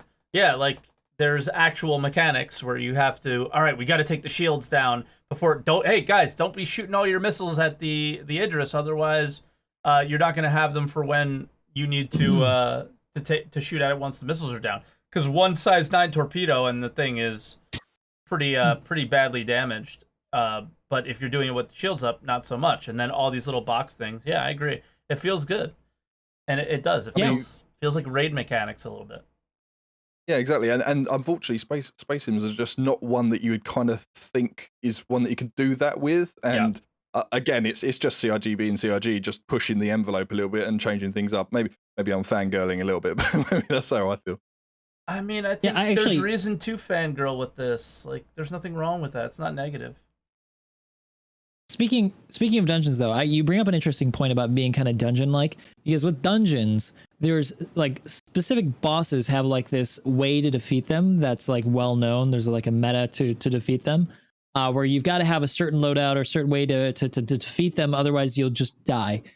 And they've done that to an extent with the Idris, because the Idris's main threat is its size 10 railgun. Yeah. And so what we were having the fleet do is we were having them actually focus with ballistics, with a couple of ships on the railgun, and as well after that on the PDCs. So we were blowing up the railgun and then getting the PDCs while the rest of the ships distracted it or killed off like the secondary ships that were supporting it. And I really like that aspect. It's not just about blow up the thing. It's like there's something you got to do, because it's not easy to kill. So you got to do a couple of things to stop it from being a threat. I like that idea. I like the dungeon kind of approach to it. So were you able to actually destroy? You're actually able to destroy the railgun and then it can't fire. We did. Wow, that's so we cool. Did. We just, okay, I didn't know that. That's cool. Yeah. We had a. This is kind of crazy. Somebody brought a hammerhead fully equipped with C788s, and they were going after the railgun, and we were able to get it off. It only was able to take, I think, 3 shots before we blew off the railgun. Nice. And did any of them hit? I would assume not, because they would have been dead. I don't think that the railgun. No, the railgun didn't care about the hammerhead. It was only shooting at the javelin. It would shoot at the javelin. Then after it charged its shot, it would run away. It would like pull off a little bit and try to shoot off, shoot at the other ships. And then after it could charge its railgun, it would come back and then shoot at the javelin again. So its railgun is only focused on that jav. Right. So it's actually pretty safe to take a hammerhead in phase 2. I wouldn't do it in phase 3, but phase 2 seems like it's okay because it only cares about the jav. Sick. Well, to expand on that then, in my view, exactly like you were saying with dungeon mechanics, like these are the ways that you complete a dungeon. This is where you need to stand, what you need to do at certain times. What's cool about this is how you approach it is kind of completely up to the players. What will work for them, like what ships you've got, what's available to use, things like this. Yeah, sure, some people might focus on going for the railgun if they got the firepower to do so, but other people might focus on the cargo and just maybe have a single hammerhead being this picket line for the fighters, just holding off people long enough, etc. But there's different ways to do it, and that's quite cool as well. What do you guys think about the payouts? Because the goal is to resupply, right? So, what? Go ahead. What do you guys think about the payouts? Oh, they're huge. I made like $750,000, I think, in 24 hours. Yeah, I made 500K yesterday, and each one of the people, we had 17 people, or no, 14 people, I don't remember, but we had a number of people, and I think we made 3.5 million between all of us. You know, it was crazy. We actually had a new guy join in, brand new to the game, didn't even have 1,000 UEC. he jumped on a ship with us, and he couldn't do anything but like haul cargo. So that's all he did. Yeah. He made over 200,000 in like just one loop of phase 2. Yeah. And he was like so happy because 200,000 gets you like a rock or any type of weapon or ship loadout you want. So I think that this is another reason why right now is the best time to play Star Citizen ever. Because if you're a new player, easy money if you hop in with an org or a community, couple of guys, you'll make 200,000 or more in a very short time, even if you're just running cargo. Yeah, and even if we're not going to have that award at the end, and I do think they'll have something, be it the helmet or otherwise, just something commemorative, given that it's only going to last for a week. Even just having that money be earned during that time is a nice little bit of a reward, and could earn someone, I don't know, buying a prospector, and that gives them that jump start to something later on down the line. Yeah. Yeah, maybe they'd want to experience the whole refining process, which is something big that they put into the game, even though it's not the biggest deal, I don't think, to most people. It is a big piece of Star Citizen, and yeah, they might have been wanting to try it, but didn't want to actually have to buy the ship on the website. Yeah. Now, I mean, just to speak about something I think Morph was going on about, or touching on, is I feel Star Citizen is very much a game of consequences in how it approaches everything it does. And obviously, people have been talking about the PvP when it comes to Xenothreat. Is there a place for it? Is there not? That kind of thing. Now, in my view, absolutely there is. But there's consequences. The consequence is, fair enough, you can't take part anymore in the PvE event. You know, you have to take time to hack yourself down, etc. But you get to do what you want to do if you want to be that guy that PvPs. Some see it as griefing, maybe, but I think there are things in place that make it painful enough that hopefully that's that constant. Yeah. And I think tying that with a lot of the prison fixes, the punishment is now appropriate. Where going to prison and it being completely broken and you basically having to leave the game was not the appropriate punishment for any sort of player versus player activity. And I think with it working well now, the punishment is, whether you feel it's appropriate or not, can now be properly balanced on the time of that it'll take for each crime stat, whatever. Now you can balance it now that it works. Whereas before it was just a disaster. Yeah, sitting in prison for X amount of hours, unable to do anything because of bugs, like not being able to actually do the mining and stuff. Yeah, that is just bad gameplay, I'm sorry to say. But unfortunately, that is the bug. That is the nature of the game. It just starts in its early stages. Yeah, Mike, I gotta say, if you thought my last video was salty, or the community did, I was literally this close to making a video just talking about how they should remove prisons because of how bad they were before they fixed it. Like, you couldn't play for 14 hours or however long you were stuck in it. I'm so glad they fixed it. Yeah. And you could have accidentally ended up there and been kind of locked in there for a while, you know? And it's just like, which happened. Yeah. Of course it happens. I think it's happened to every single player who's played the game with any sort of fairly significant time.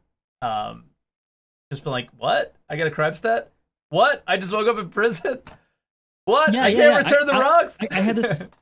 I had this thing happen where I got on my ship, took off, and then a player started attacking me. Yep. And I shot back and got a crime stat and went to prison. Because you were shooting in the armistice zone? Because I was shooting in the armistice zone. I know that. And then I couldn't play for another 2 hours. Yeah. That logic somehow needs to be adjusted where, like, there is an aggressor in the area. If you're acting aggressively towards them, then don't give you a crime stat, you know, then ignore. So it's like, I don't know. But yeah, now I'm starting to talk in eco law speak, but the idea of that that's one that still exists though. It does still exist, but at least now I can get myself out of prison by mining or something. Whereas before I just dropped the gun and probably wouldn't vanish. be there for very long. Well, on the note of like Xenothreat, I know a lot of my guys were accidentally clipping people because it's a mess. It's absolute chaos at times. Yeah. And you know when they clip someone, they turn red and get stat, and that's them. That's gone out, and that's them for another half hour trying to get rid of that crime stat before they can get involved again. And then everybody's seeing the red and being like, "We got to get rid of this guy because if we don't, this is going to turn out bad." You know.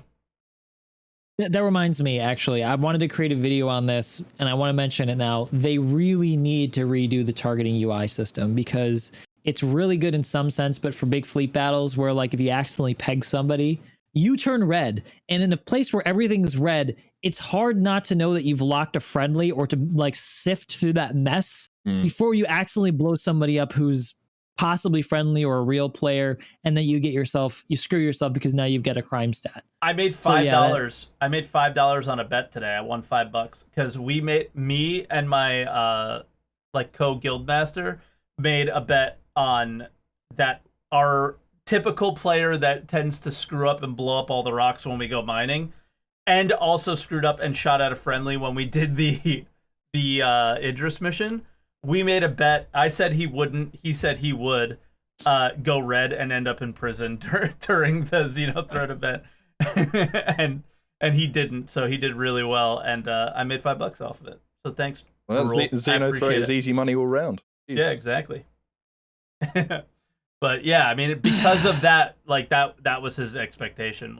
It's just so many ships flying around, and whether they're red or not, you might hit somebody. Yeah, like I got friendly fired by accident just because we're all shooting at the Idris, orbiting it, right? And a stray shot hits you, and then you turn red for them. So, or they turn red for you, rather.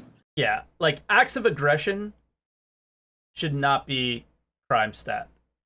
I feel like it should just be like most MMOs.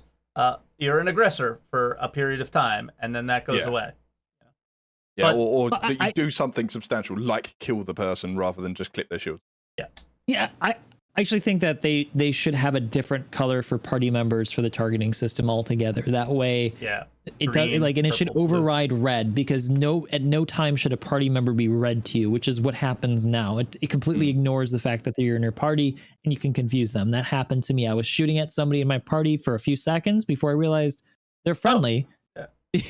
They were just red because they actually shot me when we were shooting at the Idris. So, what's your guys' thoughts about something like Xenothreat, them being something a bit more permanent? Because obviously the mechanics in this are brilliant. Obviously, well, at least I feel they are, at least now. I do. I do too. I like them. But it's like a situation where I think they should have something a bit more common, because we have bounties at the moment. Again, that kills the guy. You can pick up packages and things like this. But eventually this week's going to finish. We're going to do all the phases and what have you. And whilst we could have the Xenothreat perhaps happen later on down the line, really I think it should be something new and fresh. But that's also a lot of overhead, having to come out with all these new scenarios and stuff. What are your thoughts? I think that might be why they said 10. Tony Z said 10, is because it is one of those situations where you can't recycle stuff so easily. Mm-hmm. There are some elements like the 9 tails, I think, that are in lore that are constantly present. That could be a tug of war. It can constantly keep that going. But there are some unique big events like the Xenothreat that you can't repeat too often anyway. Like maybe they could bring the Xenothreat back again, like a resurgence or something. But yeah, otherwise it would get old. I think it's an really interesting question. I thought of this too when I mentioned the thing to Mike about how it's like this it has an impact on the universe. They've given themselves a bit of a workload to come up with new ideas for events if these are supposed to have an impact on the world. Yeah. And I think to just touch on what Ark asked is, I think that the dynamic missions will play into that too. Like Morphs like loosely mentioned it too, with the fact that the Ninetales are part of the Stanton system. They are the pirate group that is in the Stanton system, and the dynamic missions acting with the Quanta system, as well as just like having just some variety to a certain type of mission. So now they'll just have the ability to be like, okay, it is a bunker mission, but then there's so many different types of variety that you're gonna feel these mechanics that you see in this mission here that is not here forever, but you're going to see these mechanics be applied to those, and you never know what to expect when you go into that bunker, let's say. You never know what to expect on this bounty mission. You never know what to expect on whatever, a cargo mission or something, right? That it'll always be different, and I think that is one of the biggest things from Tony Z's talk, that and just general thing to watch out for in Star Citizen in 2021 is not necessarily dynamic events, but dynamic missions, because that is what's going to keep us engaged with Star Citizen more than anything. That repeatability, because that's where it dies, right? The missions they all have in the game are like kind of good, kind of fun. But the fact that they're so repetitive that it gets boring so quickly, I think that's like, if they do that in 2021 for me, I think that's like the big win that Reputation was at the end of last year for me. See, how I read dynamic missions to be the ones which are raised based off of, be it the economy, the localization of pirates and things like this, but not necessarily the factors which make that mission. So when the mission gets spawned, perhaps it will potentially spawn, but always be that thing of kill this guy because there's lots of pirates around, or pick up this black box from the starver or what have you. Are you suggesting then perhaps the actual criteria of the missions will be dynamic as much as the missions spawning? Yeah, they said it would be. I don't know if it was in a monthly report or in something else, but it was actually written that there would be variety in those, and I think Tony mentioned it as well. I think cool. the variety would be not just the fact that the mission shows up for you, but the variety of the mission would be determined based off of Quanta. All right, okay. I mean, that'll be awesome. I mean, a bit like what I think Crichton's saying there in chat. Like, ultimately, this is a test bed for things that are going to happen. I'm sure there will be different cargo types later on down the line that act the way the greens do, or act the way the yellows do, or act the way the blues do. I can't remember their names. They're silly names. But yeah, I reckon absolutely this is a test bed for that. But also, if that injects then to these missions later on down the line, then brilliant. It'll be great to see these things and go, you know what, I know how to deal with this because I played that Xenothreat. Yep, I think it's a must. Yeah, I expect that they will, but I hope that they'll do it sooner rather than later after the Xenothreat. That we keep these 3 new items as part of the mission sets that we already have. Sure. Is there anything else you want to touch on, Ark? Very briefly, just around tutorials. You spoke about it a little bit earlier on. Now, I'm in 2 parts about this. Because in my feeling, tutorials are obviously going to take a lot of time to get in. Obviously, the one we did have, unfortunately, fell apart a little bit with disuse and disrepair. And of course, things changed 100 times over what it was covering. Now, some people say go to the YouTubers, you'll find the most recent up-to-date things, but I'm trying to do r/nice guys sometimes and jumping into people's streams when I see it's their first time in, and I'm kind of giving them a little bit of a handhold experience and stuff. I really do feel that some people will stop playing the game sooner rather than later. A bit like Morph said, you know, I can't get out of this hangar. 10 minutes here, I'm sitting as a streamer. Oh, the game must be bugged, and people would jump into that conclusion. So, how much priority should they put on getting tutorials back in again? Should they waste that amount of time? I think that the strategy that they're taking are hints and so like very bare bones. Like I don't think that they're talking about a tutorial to teach you how to find the right components and how to equip the components or like nothing too in depth just yet. And because the mechanics are still changing, the way I read it was that we're trying to find the hangar that they would have some UI element that led you to the correct position, and I don't think that that's.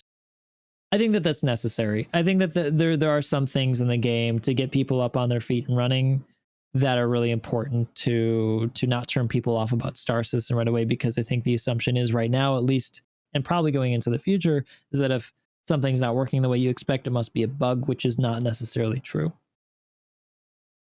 Yeah, my issue is I'll see these streamers start for the first time and they'll be like, how on earth do I do this? And that hint you're talking about is sitting there right down the bottom, ATC in order to open the hangar. And it's a bit like, it's there, it's telling you. But I don't know, do they need to make that more obvious then? Or I think a UI element that could lead you into the door. I like, for example, the doors just being right on your HUD, showing you where the door is. Perfect. Yeah. That solves the issue. No more struggling for 20 minutes to find the entrance to the hammerhead. And if you maybe were sitting on the pad, like you find your way into your ship and you're like, all right, how do I get these doors open and get out of here? If you've sat there for, let's say, 30 seconds, it's just an automatic, a video plays on your communication screen, which, by the way, there should always be a communication screen on your MFD. It drives me nuts that there isn't. That's like some weird thing, like heat is prioritized over the comm screen. And the comm screen should always be in view to start, and you can change it if you want. And then the ATC guy would just pop in and be like, hey, you want to take off? Just let me know by calling me here on this comm or something like that. And then, kind of is a hint in that way. Like, hey, trying to take off, just let me know. You know, call the ATC or whatever, Absolutely. and, I mean, and then they'll do it. or some sort of archive maybe of the hints.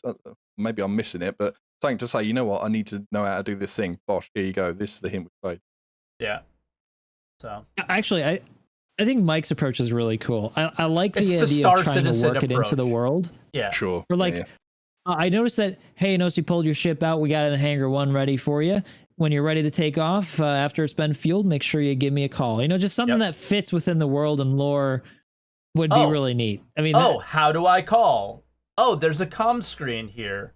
Oh, you know, and then it held your hand, but being immersive and Star Citizen like instead of not. Other games do it, you know, go through a tutorial, so on and so forth. Yeah, because as it stands at the moment with YouTubes and stuff, I mean, word of mouth for Star Citizen is by far and large the reason why it's as big as it is. Yeah. And obviously YouTubers and streamers like yourself are obviously a massive reason why people even know how to play the game, let alone anything else. I don't know whether they should be going down that route or rely on their community. I mean, it's early days. Should they even bother giving a tutorial about things, etc., if they're going to change it a week down the road? And I completely get why, because of that situation. But my thoughts were, it's just such a shame that some people are being turned away so quickly, thinking the game's buggy, and that's the reason why they can't get through. Yeah, I think we're talking about a really limited example right here, because there are other examples that I think are really important to highlight. And I often talk about this on stream, is that there are a lot of elements in Star Citizen that at glance you won't understand as being further in depth. For example, the component system for ships is actually fairly in depth in the way that they work together and the way they affect your ship. Having an element in game that communicates the way they impact your ship and how it can improve or like change your experience of being stealth or more detectable, etc., would benefit the game immensely, because all of that stuff is there. It's just that on the surface it looks like it's only an inch deep, when in fact it's like 30-40 feet deep, and there's a lot of stuff there that players will just not know about unless they go to YouTube. So I think it definitely will benefit the game and the developers' hard work to have some way to get people to understand these systems. But don't you, and this is going to be the cynical SaltEMike kind of take, but don't you think the problem really lies in the way they promote the game?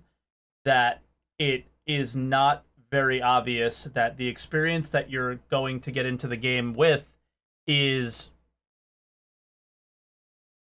an alpha, right? You watch the even though it says alpha 3.12 is live now, you know, it is they show it off as if this thing is guns ablazing, everything is going great. Look at this frame rate, everything. Oh my god, this thing looks amazing. I can't wait to try that game out. And then you jump in and you realize it's like because they cannot. That's why they went with the hints. Because, like you said, Ark, they cannot waste the time on something like a tutorial. And as good and as beneficial as it would be, what they have to make the decision of, do we let that guy drop that didn't get it in that moment, and maybe he goes to YouTube, maybe he doesn't, or do we take the time to constantly be updating the tutorial? But Xylo just typed in chat, so I'm going to read what he said. I haven't read it yet.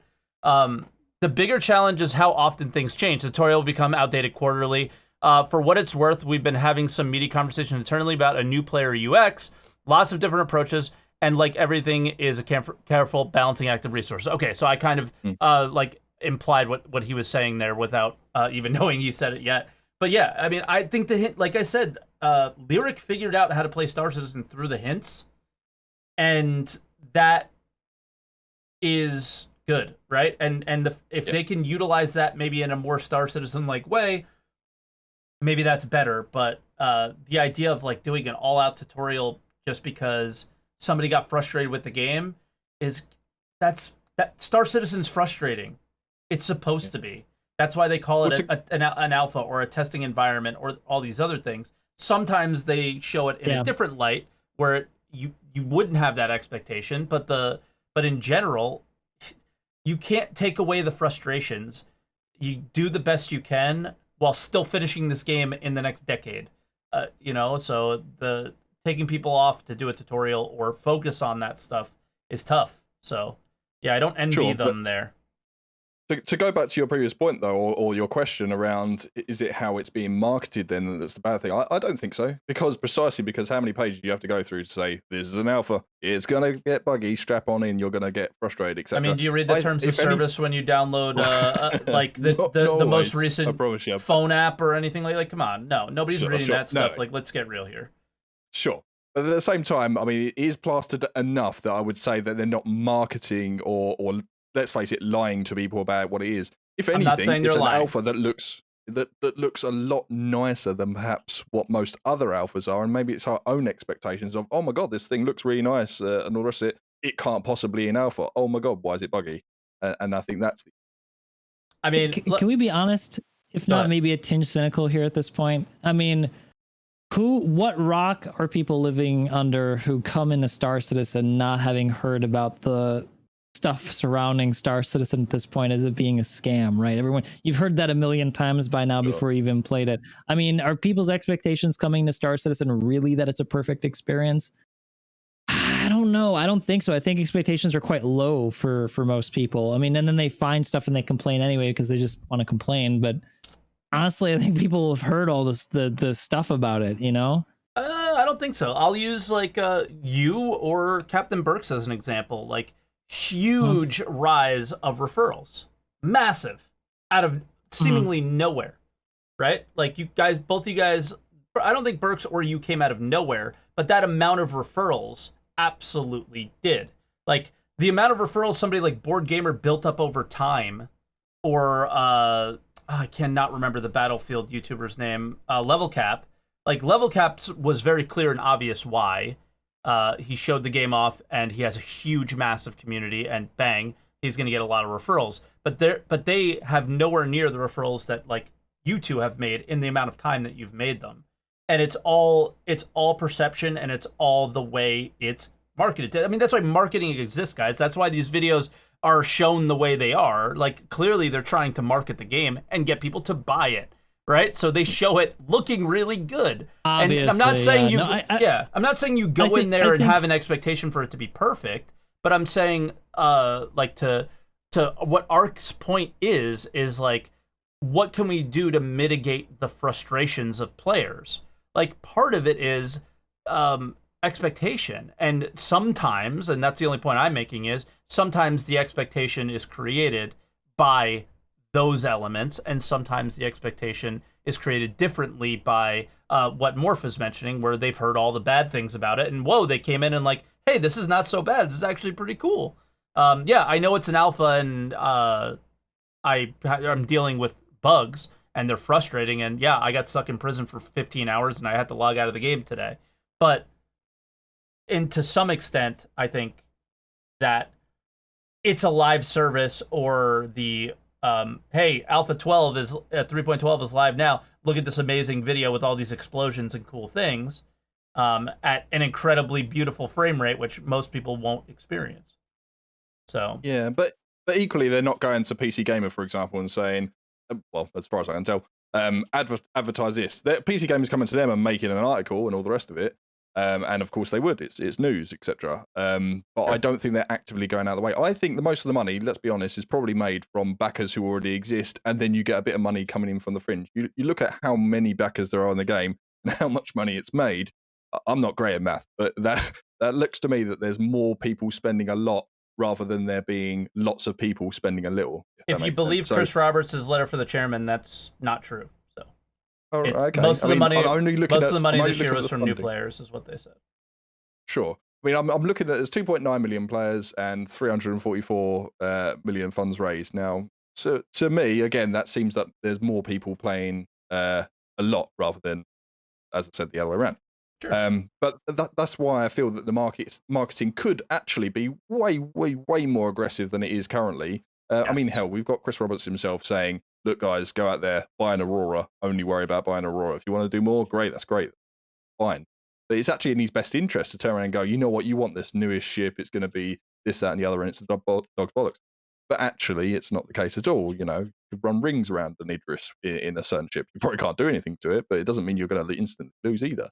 So when you start getting ships that are small and able to hold torpedoes like the Gladiator, then the Idris has got a real problem. So I don't think the market is aggressive, and I don't think it's wrongly marketed, and I think it's absolutely wrong to say that the marketing's a disaster when it's made as much money as it has. Because quite frankly, there's a few things that I'm sure a lot of companies can learn out of their book. Who said the marketing was a disaster? Just saw it in chat, that's all. But okay. Don't read chat. Please don't read chat and don't respond to them. They're all dumb. The idea of Chris Roberts saying, "Oh yeah, all you need is an Aurora," but then having the destroy the Aurora with this Nomad as your marketing on the website too. Like, it goes both ways here. So yeah, my perspective on this here, though, I think I'm leaning more towards Archangel here because I feel like, so am I, but I still think that there's a level of marketing. Right? No, I understand. There's a balance you need to strike about miscommunicating purposefully the state of the game or misrepresenting the product. And I think CIG is acutely aware of this, and I say that because I see other elements of the way that they market the game that are far more conservative than they would be. Like what Archangel has pointed out here is like, he's not saying go buy, Chris isn't saying go buy anything more than Aurora, but also, I don't know if you noticed, but they took off the referral program. They took that off the email. It's not on the email anymore. And they haven't updated it for years. And the reason why they haven't updated since 2017 isn't because, not just because I don't think they can't think of anything. I also think that there's an element of it not looking great because it kind of seems like a pyramid scheme a little bit, right? There's a perception of Star Citizen that they're aware of, that they're trying to mitigate. And so I think that they've struck a good balance with the marketing. Yeah, it's positive. It's overly positive about the image of Star Citizen. A lot of it's like impossible, like a Kraken coming up on a miner and stuff that's not in the game yet. But they're gonna have to show it that way because it's what gets you excited about. It's what gets me excited about the game. Of course. I'm aware of the state of Star Citizen, but when I see the marketing material about the vision of what can be, I'm excited. I get more excited about it. You know, it makes me want to create even more content. And I was like, yeah, that's the direction they want to go. I'm cool with that. Sure. And all I'm saying is, what do you think that creates for an expectation for somebody who doesn't know? That's all. Like, I am on the same page with you guys. I'm more playing devil's advocate than anything. But right. I also think there's always going to be buyers who make bad purchasing decisions and have unrealistic expectations or overhype a game or underhype a game. There's nothing you can do to control those people. You're always going to have them, and they're always going to have the loudest voices because they're the ones who are going to post like, I'm suing or I'm angry at this game. This game's a scam. So, and to get back to the actual point, that's why I don't think we need any sort of tutorial changes than what we already have in the game. Because some people are going to get a little bit jebaited by a marketing video and think that the game is more than it is. And a lot more people are going to do their research before spending $60, $45 on a video game. They're going to go to Twitch. They're going to go to YouTube. They're going to see actual gameplay. And they're going to go, okay, this is what it is. I'm in or I'm out. And then some people are going to buy it. They're going to go, oh, okay. You know, I clicked through all the things. I actually read them. Like, everybody's different. But I just was like, maybe that's some of it. And I don't think we should invest too much into the tutorial-like stuff right now. Because if we all look at Star Citizen, we know just how far away we are from what the end tutorial would look like. What an end-like tutorial would look like, right? FPS mechanics are going to be totally different. Because we don't have physical inventories. We don't have magazines that you add ammo to. They mentioned battery charging for laser weapons, capacitors on ships. All these things that they are just mentioned just for this year. Excuse me, just for this year. In the soon to not so soon future, right? So it's like, why would we ever invest more time than some little hints on the screen and hope that people don't get overly frustrated by them. And like you said, we've seen a lot more people, or like Chris said even, seen a lot more people playing a lot longer, so they're succeeding. Right. And I think keep the ship in that direction and maybe improve on it a little bit, and that's it. Yeah, no, I get what you're saying, and actually I've made the point that Xylo made before, is people ask why isn't there more of a tutorial in game, and I always say it's because they always change from patch to patch, like the way that they're still alpha, so they're changing features. But at the same time, I think that you've touched on a point that we're getting more players than we've ever had before. So now I think there does need to be a little bit more than we have right now to understand a little bit more about the game, because there is more to explore now, and it is pretty hard to penetrate. There's a big steep learning curve. Sure. So a little bit more help, and not like a pure tutorial, I think is right. And I don't think we can come to any conclusion about what that needs to look at. Like, I think that they're working that internally. It's a difficult question to answer, and we don't have all the information about what's changing. I trust them to make that decision way more than I trust the three of us. Yeah. They've done really good with those things. Xylo, I think, has said they're even having these discussions about the user experience, that new player experience, precisely because they're kind of acknowledging a few people are coming in now and perhaps might feel a bit debated by looking at some of these commercials and going, what, we can't necessarily do everything right now? Well, there's only so much you can put in a commercial at the end of the day, and of course, like you say, ultimately it is there to make money. They are there to be a business. Yeah. But at the same time, they're a games company that are, from what I've seen so far, trying to deliver about what they said they want to do. I mean, looking at things like wormholes and stuff, they said that way back when. And the day it was released and I saw what the wormholes looked like, I was like, damn, that's exactly what they said they wanted to do. And this is what I'm happy to wait for. And while I say things like early days and people laugh about it because it's been 8 years, at the end of the day, Christ, Star Citizen wanting to be the thing that it wants to be, it is early days, and I'm sorry anyone that thinks otherwise is silly. Yeah, I mean, I had to play a video of Chris Roberts explaining his really macro vision of Star Citizen in the beginning of last week's Answer the Call, when we were talking about the way the PvP community reacted to the changes to Xenothreat, and why everything should be open world. I should be able to do, fight everywhere with, and it's an open world PvP game, and that's it. Like, anybody who doesn't like it, that's what they said it was going to be. And and it was titled "Can Star Citizen Be for Everyone?" If you want to search for that video, for my video, but I'll link the video of Chris Roberts in this if you guys want to see it. And he basically completely contradicted that statement, because it's not completely open. You're not going to be able to do everything. This game is intended to be for all types of players from all walks of the world. This isn't a strictly PvP game, right? And sometimes you have to remind people what the game is all the time. And for your case, like you say early days, and then for that case in particular was referencing that video from 2018. It's just, this has been going on for 8 years, so you can't always remember everything they said, or somebody may have purchased the game a month after that and didn't know about that, and they've been following along since. So it's difficult. It's a very unique project in that sense, right? The amount of time it's taken, the amount of progress they've made on certain things and not others, and cool. Yeah, exactly. I think that's the reason why I backed Star Citizen. It was almost nothing necessarily to do with the game. It's changing the shape of game dev. We've stuck in ourselves in this rut of the next Call of Duty, the next FIFA, whatever you want to say, and no one wants to take any risks anymore. That's what I back the game for. If this ends up being a pile of trash and it never comes out or whatever, then sad times. But I've had fun. Like, it's been a great journey. I've learned a lot, etc.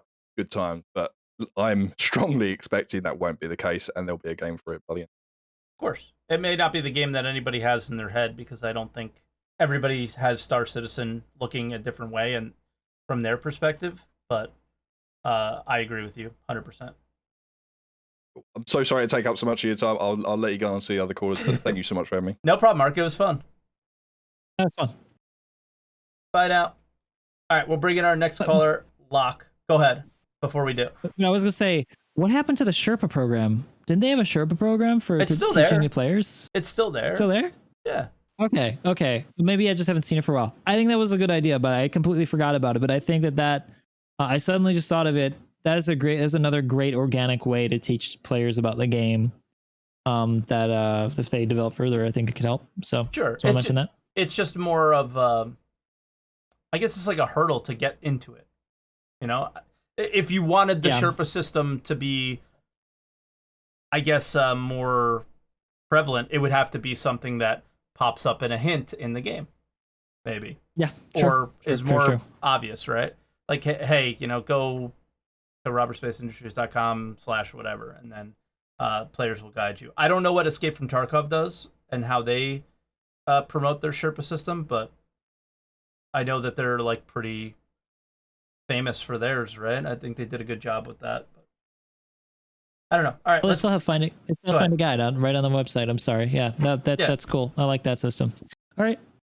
Yeah, it would be good. It would just be better if, like, when somebody was struggling, that they had the ability to know it existed, because they might not. Indeed. But, yeah. Indeed. All right, let's bring in Locke Us. Hey, Locke, welcome to the show, man, and thank you for your patience in waiting. No problem. What do you want to talk about today? I guess the big thing I want to talk about is actually what's on the progress tracker and like all the stuff coming up that's like it's not on the release view, but there's a lot of stuff on the progress tracker that's actually pretty interesting. Okay. Like, for example, there's one of the biggest things I've noticed is that I know everyone's focused on the Pyro system, but I've actually noticed in some of the planetary stuff, they're actually talking about getting Nyx ready to put in. Not by this year, obviously, but in the future. Sure, but I always looked at that as like, well, what else do the planetary or environment team do other than work on star systems? It doesn't mean that they're ready to be in the game that we play, necessarily. Right, but I was just thinking, I think I'm taking it as a good sign, because that means that they're starting to get the planet tech up and get.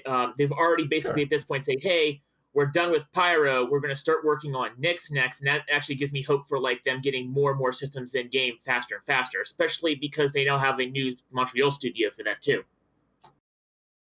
Yeah, I mean, I don't know if Morph has anything else to add to that, but the fact that it probably would require something like server meshing for jump points, or almost definitely does. The idea of when jump points first come in, maybe we have more than one. I mean, I think you've kind of tangentially touched on a really important subject about like server meshing need to be in before Pyro comes in. A lot of people have mentioned that that they could just do another server where you could click, I want to be in the Pyro system, but I don't think they're going to do that, because they're very systematic in the way they do things, and they like to have the. If you notice, they hardly ever put in a placeholder. They always try to wait forever until they get the system that they want going into the future. So it's a systematic approach. I don't think we're going to see a Pyro in a separate server, because it's a whole separate ball game. They want to just get it in probably with server meshing and with jump points. That being said, I think it's a good thing to see that I agree. It's a good thing to see that they're working on Nyx, because it does mean that they're wrapping up the Pyro system for what they've been able to do. And for that matter, they've pretty much wrapped up the Stanton system for what they're able to do. Yeah. And the teams are moving on to other systems, and they've got 99 to go. So, I mean, it's good to see them moving. That's what I was going to say. I mean, that's one of the biggest knocks on this game. 8 years for one star system. We're not going to have the 100 star systems until 20, whatever, you know, something stupid like that. And yeah, I mean, that's a big positive. And I mean, this goes all the way back to like 2014, 2015, when all they talked about was the pipeline for making ships. And now they're pumping out ships without even showing you the concept art of them. And just bang, bang, bang, we're constantly getting ships coming in the game because they're so quick. And yeah, I mean, this is just an example of that happening with a different team now. And I think that kind of has been happening for a long time when it comes to stuff. I mean, but yeah, I agree. It's a big positive.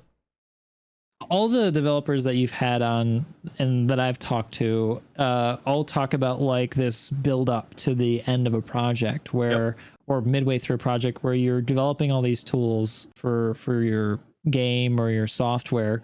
And then once the tools come together, production ramps up. So there's like it goes up like this. So you start producing stuff a lot faster. And I think that this is a really good sign for that being the case with their Planet Tech, that they've gotten to the point now where it's good enough. And it is amazing. It's the best in the industry. I will say that handily. It's the best looking planets that they can now produce a lot more quickly. And I think what we should look for, even going into the end of this year and next year, is once that Montreal studio comes online, how many systems are they able to produce? And if it's a lot, we really know that they've made good headway with the Planet Tech, which I think they have. But I mean, that'll be a for sure sign that it's working out well. Yeah, and I definitely think that we're definitely not going to get Pyro, I think, this year because they need the server meshing tech, and they probably need the server meshing tech matured before they can even introduce the jump points, and then we get Pyro. But it might be we very well might be able to get Pyro and Nyx in the same patch. Yeah, I mean, possibly, yeah, and maybe more. Who knows? I mean, if Squadron 42 is released at that point, but looking at how long server meshing is, it might be. Then they also have those systems to add in too. So I mean, we could get a 5-system pack added in with server meshing like 2 years or a year and a half from now or something. I mean, this is very wishful thinking, but I mean, kind of makes sense, right? So the question I would pose to you guys about this specifically is, why is that important? Why is the number of star systems important?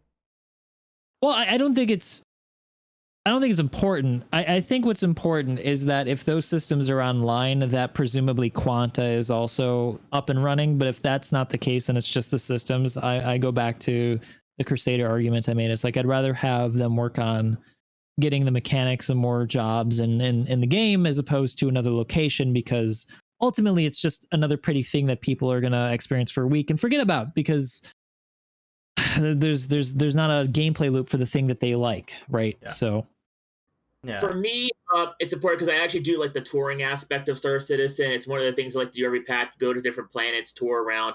I think the other important thing that's important to me is that each individual system can have its own specialized gameplay. So like Pyro can be very focused on piracy. You can have Nyx maybe very focused on mining. So you can have different systems focusing on different gameplay.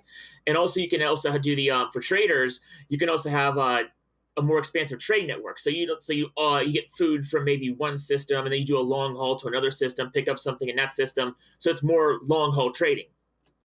Okay, cool. Yeah, because like I always looked at it this way, like similar to what Morph said, was I can play Star Citizen in the Crusader system and be and like never have to leave it and be super happy. You could possibly have every aspect of Star Citizen just in Crusader. But I'm glad you brought that up, like, because I mean, the things that I used to just dream about and imagine in Star Citizen more than anything, which was like my second purchase after my Aurora, was a Freelancer Max, right? Because they said the Freelancer was going to be the smallest or the largest ship that fits in the smallest jump point, right? So I was like, all right, I will have access to everything with this ship and be able to carry the most with this thing and be able to go through all these jump points with that. And like those aspects of the game don't exist without additional systems, and more importantly, multiples of additional systems. Regardless of the difference in gameplay in them, the fact that they're there ties into that. So yeah, I'm glad you brought that up again and reminded me of that fact. Yeah. And the other thing to think about with multiple systems is that also there's the fact that, like I said, like for mining, for instance, like some systems may be mineral rich in certain minerals, and another system may want that. So it creates more of that opportunity for miners to go there, trade, hook up, do things. Yeah, I think that there's also the issue of like there are certain ships in the game that need more systems to actually function that people are really interested in. So like the exploring ships, capital ships, the hull series, like they'll break the economy with just Stanton because they're just too big and hull too much. And so I think they're important for that reason, for some people who really like those aspects of the game. And yeah, it's I'm glad you led us down this track, Lacos, because I think that this is really important. That's another reason why we should have it. And I also don't want to diminish people who like exploration. I know there's a lot of people in the community who actually do like exploring, and it gives them more places to explore. So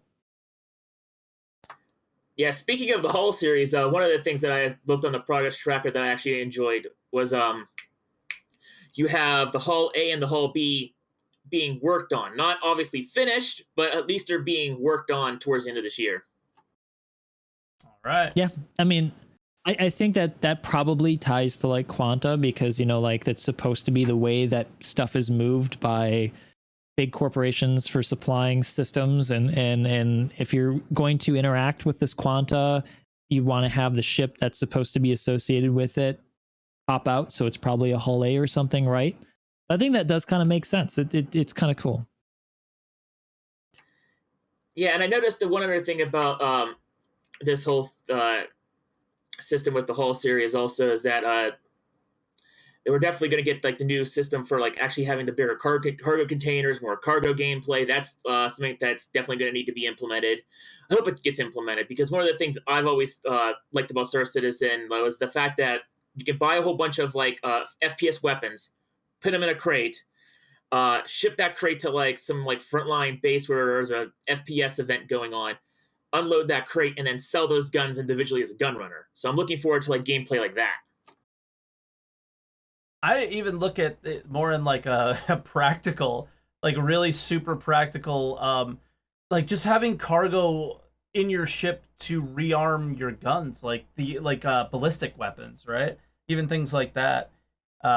Just having cargo crates in a oh my god, I can't think of the name of the ship now. It was the ship that showed up at CitizenCon 2018. It's the troop drop ship with all the side turrets that were all ballistic. It was the ship that came down at the wrecked satellite on Hurston. Valkyrie? Oh, Valkyrie, thank you. Yeah, I just could not think of the name. Like things like that, I just imagine the Valkyrie just being filled with bullets, and you just have somebody rearming the Mantis weapons that are all over that thing. Yeah, I mean, no, that's a mechanic thing that I think that we could use now, actually, because resupplying for even the Xeno threat has been an issue for ballistic users. Sure, be a lot of fun. Oh yeah. I'm just remembering now because I have the Vulcan resupply ship, and I've been waiting forever for repair and resupply mechanics to be in the game. Because I remember way back in the day. This is over probably 5 years ago now. I asked a question. I got a question answered by Chris Roberts on Ask the Chairman about the Starfarer when it was in game. If we're going to have ship-to-ship refueling with the Starfarer, and he said, "Yeah, ship-to-ship refueling will be in when the Starfarer comes in," and we're still waiting. Classic 10 for the chairman. A classic 10 for the chairman move there, Locke. Oh. He just said yes to everything in those days. And I think that was the intention, of course, but yeah. His intention and the actual results have obviously been different at times, but I don't think the intention was ever for them to be different. Yeah. You'll get it. But we definitely need refueling, like the refueling mechanics to be in, like for like the Starfarer to refuel their ships. Like the Vulcan's definitely going to need like drone tech and some other things to refuel and restock other ships, because that's going to be big for all these PvE and PvP events that they want to have support ships on the side, keeping everyone in the fight. Absolutely. And the fact that flights could possibly be possible now, seeing this event, means a lot, and means that those things might eventually get prioritized. It's just been like this whole thing of priority over the last few years, and it's so hard to prioritize without meshing. I mean, I always go back to this one statement I heard Lou Presley say on a Star Citizen Live. Like, we don't want to do stuff if we have to redo it. And when it came to we're going to have to redo stuff for server-side OCS. We're going to have to redo it again for meshing when it comes to their missions. Maybe at this point, and persistence and all of that. Every time this new tech comes in, they have to redo it. And I don't know if your Starfarer went down that route, and literally every, name any gameplay that you were excited for likely went down that route, and meshing just took and has been so much more difficult than the expectation was for it to be. And honestly, I think that's what's been holding Star System back this whole time. And why we're make jokes about 8 years in development, early days, like Ark was mentioning, right? It's I feel like once they have the framework of the game, then that's where that's the bottom of the curve, and it starts going up, and we're starting to get there, but we're not quite there yet, I think the event itself is evidence of the curve itself. Is that we're starting to reach that midway through the curve where it starts going up a bit. Yeah. But I also think actually you've also touched on an interesting idea, and I think like finding focus until server meshing. I think the events themselves, I'm not sure if this is probably intentional, that the events themselves will also help focus development in a way, because it highlights a lot of important issues that we have in the game with the current mechanics, like the netcoding being an issue, the targeting system being an issue, the loss system being an issue, resupplying being an issue. Like, oh crap, like if we want to have more events like this, we've got to do this, this, and this. So reshuffle, reprioritize. So I think that this is also going to help a lot. These events. So, and what's great about this event is it touches more aspects than just cargo hauling, just PvP. It pretty much touches every aspect of the game other than mining. Yeah, which would have been sick if it did. How cool would it have been to mine those elements? I thought drop it them was off, like, and then cargo haul them. That would have been the only piece missing of like every aspect of Star Citizen.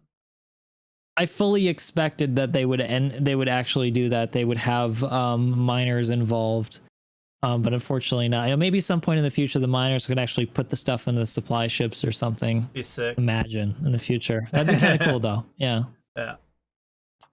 Ooh, I had an idea for a thing. So we all know eventually they're going to destroy Port Olisar. Do we though? Do you think it's going to be this big destruction thing? Because that's what everybody thought this event was. They're going to change it, update it, but destroy it? I don't know. Maybe that's what the Ninetales event is. You never know. Maybe. I mean, we keep saying it enough. It might be a self-fulfilling prophecy. We've created this expectation of them blowing up Olisar, and they never wanted to. Yeah, we memed enough, and it happened. Yeah, I mean, I know plenty of people who never want to see Olisar go away, and I can understand that perspective. It's kind of a relic. It's like it's a POI, a place that you must visit in the future. Like I can imagine we have 20 star systems. It's like if you're first in the game, like, yeah, go visit Port Olisar. This is where all began. Look at how shit the station is. But this is where my first experience was. All right, it's awesome. Yeah, that'd be cool. Maybe like they drop it on some planet and you can walk through it. And it's all broken, but it's still kind of there. Yeah. That'd be kind of cool, like an abandoned station, like the Kovalek station or something. Sure. They just leave it. It just gets abandoned and overrun by pirates or something. But Locke, let's say they destroy it. Finish your point. I'm sorry. We interrupted you there a little bit. You're going down the Imagine road. Good. Yeah, I had to stop the Imagine a little bit. We're lots of Imagine right now. So you do that so that it gets destroyed or it gets abandoned, and they try to build a new station. Have miners go out and mine the resources to build a station, and then have traders to drop off the materials at the station, while maybe some pirates say, "Hey, ooh, that's juicy targets. Let's go after these," and then get rewarded for destroying cargo ships that are trying to drop off the resources to build a new station. I think that's a great idea. And even though that is one of the 10 events, because that would be really cool, and I expect them to be really awesome at designing cool gameplay, that would probably be something that crossed their mind. When it comes around, we're going to say that it was your idea and they took it from you. Okay? I like that. Yeah. Something else they can do, and something I also want to see with these big events, especially big events that are less combat oriented, because it would make more sense. Maybe have a mining con, like an in-game mining convention going on at either the new Babbage or ArtCorp convention halls, and then you can walk into the convention hall, see all this mining equipment, all this mining gear, and go like, okay, I want to get that. or like experiment with it, and then you'll be able to rent it and then participate. Oh my god, that would be great if it was more like a farming expo or something like that. Like it's a real, oh, we got some good old brew over here, and this is our new tractor. John Deere sponsored mining con, something like that. It would be Argo sponsored though in this case. Yeah. Well, I mean, I like the idea of doing stuff other than combat focused. Whatever they do in the future, I do hope that they add a twist and do some other cool stuff like mining aspects of events, or maybe a mining event for like rebuilding the new Olisar or something. That'd be cool. I like that. It's a cool idea. The convention centers probably should be filled more often than once or twice a year too. So it would be cool to have little mini events there. Yeah, I agree. I feel like it's such a shame to have those locations closed off and inaccessible when we're not having a convention. They spend so much time on them. They're so cool to visit. I wish they'd just leave them there and not let us get in, but at least go to the outside of them or something. Sure.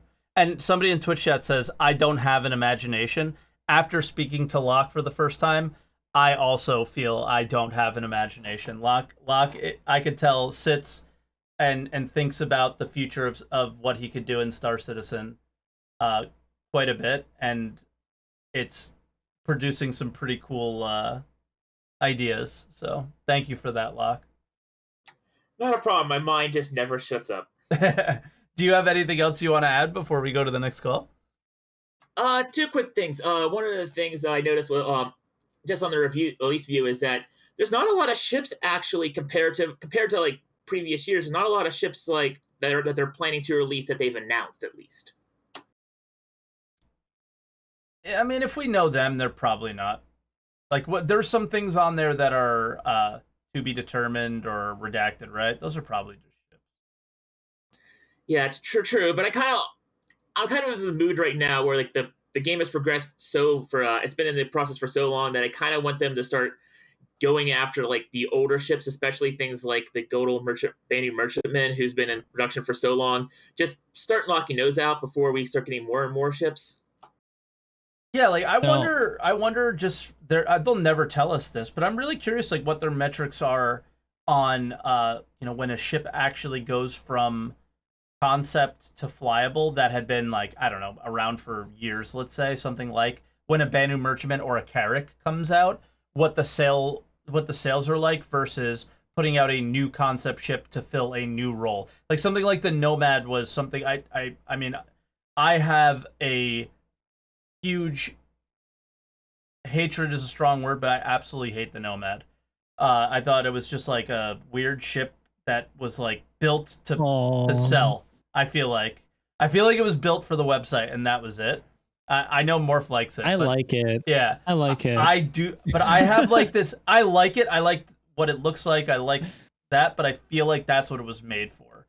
And when it comes to bringing other ships into game that had already previously been sold, whether in concept or something like that, I wonder how they do from a business standpoint and why it's important for them to bring in newer concept ships to fill out certain roles or certain missing aspects of Star Citizen. Does it come from plans that they have for gameplay in the near future, or what? And why they might prioritize something like a Nomad over a Banu Merchantman or whatever. Not that that's what they did necessarily. But I think you get my point. Just kind of curious. I actually, if I may speculate, I think that without seeing their internal numbers, that when they do end up selling a ship that's been under development after it's been initially announced for a long time, that they do make a lot of new money from those sales. Yeah. Because you get two factors, like everybody else is flying it. I want to fly the new thing, but it's also like some people like me, I have a rule that I try to hold myself to, is like, if it's not flyable, I'm not buying it. I know it's not great for development, but I'm doing that because like I need to make it make sense for me to make content on something. I can't buy a JPEG. I can't make content on a JPEG. I'm not that kind of channel. So I'm sure some people feel that way too without having a channel. Yeah. I'm the same way. Like I'm more in the sense of I have so much invested in Star Citizen at this point. If I can't melt a few things to get it, I don't. Like I'm just kind of rotating stuff around at this point. I've done my part. I think Chris kind of alluded that in his post as well. As you guys have been around for a while, there's a new wave of people coming into that can pick up your slack, I guess, if you're not buying something every year, which is kind of the point that I'm at now, where I might have bought an extra rock, something that I know I'm going to use a lot of and want to have, but for the most part, I'm not investing as much in the game as I used to. I keep my sub though.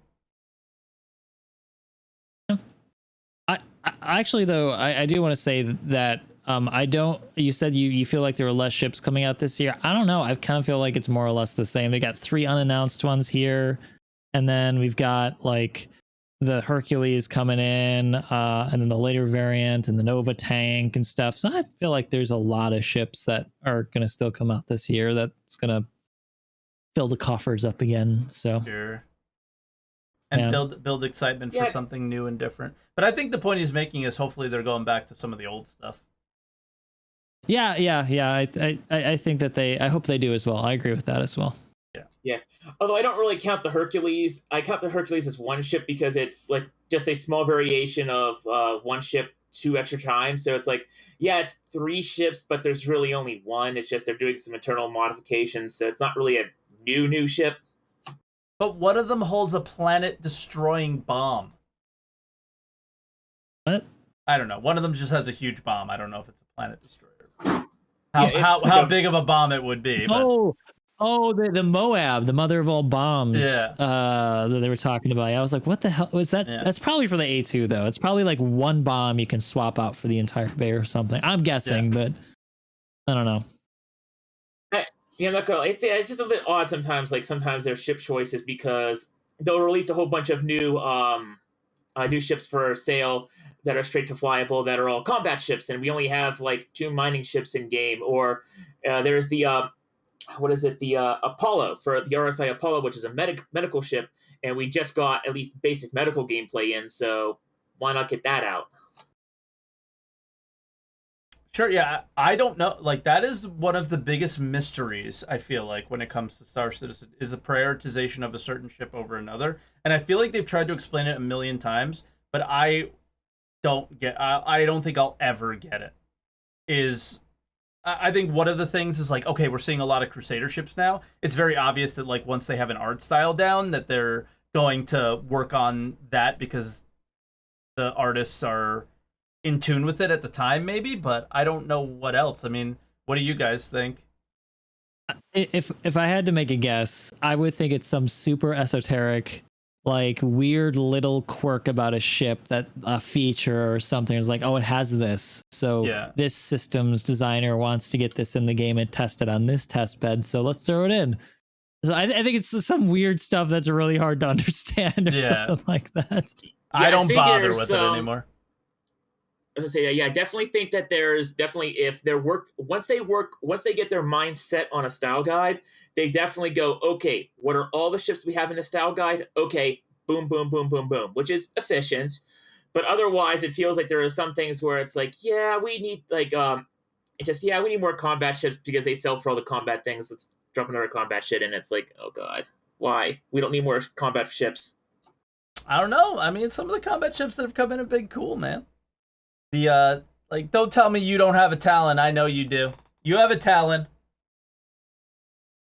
I was so close to getting it, and then it's like, it's a fan. It's the alien tax, and it's just way too much money. Yeah.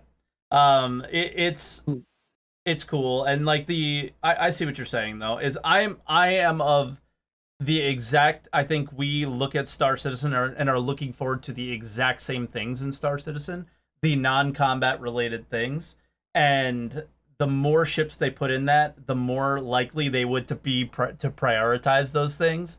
And I think the reason we're not seeing them, and probably the reason why your Banner Merchantman or your other mining and cargo hauling type ships are not coming online right now, is because they require some more of that persistence type tech, the server meshing type tech, and whatever other things. Yeah. The components and all that other stuff that they don't want to deliver a ship without of those types. And I think you should just be patient when it comes to that stuff, because you're going to be a lot happier with what you get delivered, because you're I don't want to say complaint, but your sort of complaint about the Starfarer not having the refueling ability that's the reason why the Starfarer sucks, is because they don't have the ability to do it yet. And I would rather them bring the ship in with the ability to do what the ship does than have another Reclaimer or Starfarer, which is just a big hunk of junk to look at. And it's like another just imagined ship, like it'll be really cool to be able to do XYZ in it, rather than actually going out and doing those things. Like the Carrack is a good example of something. You don't get exploration with it, but it's a great multi-crew ship on top of it. Yeah, it is. Last thing about this for me, though, is that I also think always all roads lead to Squadron 42, and there's probably a huge element of that in what ships they choose to develop. Probably was like, oh, somebody thought like we could use the Nova Tonk in this scene. Let's get that in the game now so that we can use it in this part of this scene or something, Yeah, and then might as well give it to the Star Citizen players, Might as well. Yep. There's a lot of that. Yeah, that makes sense. And I think that's also part of the reason why we're also waiting for, I think, server meshing tech, because I think there's something with the way server meshing tech loads and unloads sections of levels and stuff, that they're trying to use that tech also for Squadron 42. So that's also probably why Squadron 42 has been delayed for so long. Yeah, it might be. I mean, they have to have jump points in Squadron 42 because we know there are multiple systems in the story. So maybe that somehow ties to server meshing, or the systems that lead to server meshing. Mm-hmm. But yeah, otherwise, it's funny because like I remember when I first came into Star Citizen, I was actually really looking forward to the combat, and I was pretty big into the combat. But then I remember, I think like Arena Commander at that time was pretty good, so I was like, okay, this is fun. And then when I got into the Persistent Universe, the Persistent Universe was just horrendous with the frame rates, and I would fire a missile and the missile would just go dead off the rail and just go completely off course, and like rounds would never hit. So I gave up on combat halfway through. Well, I mean, it's gotten a lot better, and I think I think we've had a lot of the same experiences and view Star Citizen very much the same. When the Vandal Mask event happened, I hadn't PvP'd for maybe years at that point, I think, to be perfectly honest. And I mean, I was reinvigorated by it, so I wouldn't just throw it away. It's gotten a lot better in the last year, and I think you should maybe give it a try and see what you think now versus way back then. I might. It's also one of those things where I have a whole bunch of other games and other things to play. So it's like, I'm not like one of those people. It's like, I just dedicate, oh my God, Star Citizen is boring for like 3 months. Like, okay, like I usually download the patch, play for a little bit, and then I give up and then just like wait for the next thing. Cause I'm kind of of the mindset right now where it's like, I download the patch, check out the new stuff, and then wait. And I'm basically just on a holding pattern until next year or the year after, where we get all the good stuff. As most people are, and probably as how you should look at Star Citizen at the stage of its development that it's in right now. I think the only people that focus on it as much as we do are us, because it's part of what we do. There's not many people that invest as much time into Star Citizen as content creators, and the expectation of your average player is exactly what you're doing. I don't think there's anything wrong with that. Mm-hmm. Yeah. What games are you enjoying? What other games are you enjoying, real quick? Stardew Valley on the side, Fire Emblem on the side. The main game that I'm playing for my flight addiction is DCS World. Nice. Cool. But all right, Locke. Cool. We're gonna let you go, and we're gonna bring in the next caller, because it's been. I just looked at the time, and I think we were a little bit long on the first caller, so I apologize if we didn't give you as much time as him. Oh no, that's okay. I was gonna say I'm pretty much wrapped up with that. I just wanted to say it's awesome talking to you guys. Morph, I am looking forward to the day that you do New Babbage review. Yes, let me get to that. Thank you. Pleasure to meet you. Talk to you soon, Locke. Thank you for the call, man. I appreciate it. Yep. See you around. Later. All right, let's bring in our last caller, the Doc. Doc, welcome, man. Sorry, thank you for waiting. No, Are you there, Doc? yeah, I'm here. Hey. So, what do you want to talk about now? Because we've talked about a lot with these guys. Is there anything you want to add to what they said? Do you have anything in specific that you want to talk about that might be different? I want to talk about the event. That's quite fun. All right, yeah. We took part. Me and Doc played it yesterday, and you joined us today too, right? Today. Yeah. So, what do you think? I think it's quite fun. It was interesting to see all the work what we had to do to like sort all the stuff out for the boxes opening, the wreck, and stuff like that. I'm surprised that we saw you today, by the way, because Doc yesterday said, "I'm only gonna do this today. I'm not gonna do it. I'm not gonna do it again." And man, we were like, "Does anybody want to play?" Doc was it. Boom, right away. So I think you had some fun with it. Yeah. What did you do? What did you do with us today? Because you had the MSR yesterday. Yeah, the MSR yesterday. So I don't know how you did it, Morph, but we had Doc with the MSR taking the quantum sensitive stuff, and then we had a couple other like cutlasses that were just taking everything else. The MSR just went to each wreck, boom, grabbed everything, and then went and just dropped off basically the 90 that you had to give in one shot, and then everything else we did as fast as we could. But yeah, I mean, it was fun. Yeah, it was really cool. It was awesome to see like the NPCs using the Actually reacting. yeah, actually yeah. Yeah, that was exciting for sure. Now, you did, like I said, you said you didn't think you were going to do it again. What brought you back today, and what'd you do today when you played it? I did the combat side of it. Yeah. So I was like protecting the ships and stuff. Yeah, I did that too. So we basically did the same route. Yeah. I felt like if I didn't try that, then I wasn't seeing the whole event, because there was times where the Idris would pop out, but you had more boxes to deliver, so your teammates went and they fought the Idris. And if we got there like just as it was getting ready to leave, and we didn't see the whole experience. So it was a lot better to try and to try and do that other aspect of the mission and at least experience the entire thing, right? Yeah. Would you play it again after today? I don't think so, because there isn't like an actual progress thing Mm-hmm. that you can see. That would be cool. Yeah. If you saw how much you were helping, right? Yeah, that's something that like I have an issue with. It's like there's no actual it's like here's how the stuff is like handling, here's how it's. Mm-hmm. Yeah, I feel like it's hit and miss. Interesting. I think that's a good point. I kind of feel that as well. I mean, after having run the event yesterday with my community, I'm going to do it again on Monday because I think it's fun to do something organized in Star Citizen. Yeah. And it gives me something to do aside from what we've had forever.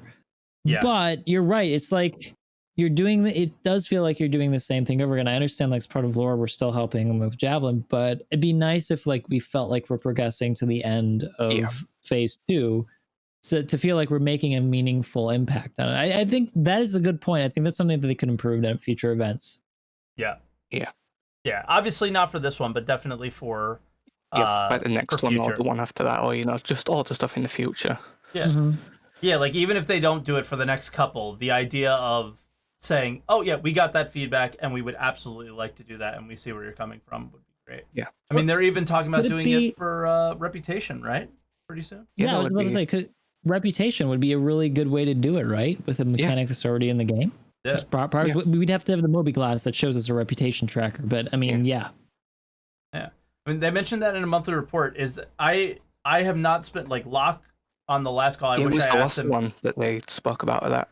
Yeah, and I feel like Locke on the last call was like really in tune with the progress view, and I wonder if that actual improvement is coming at some point in one of the quarters, but I don't know.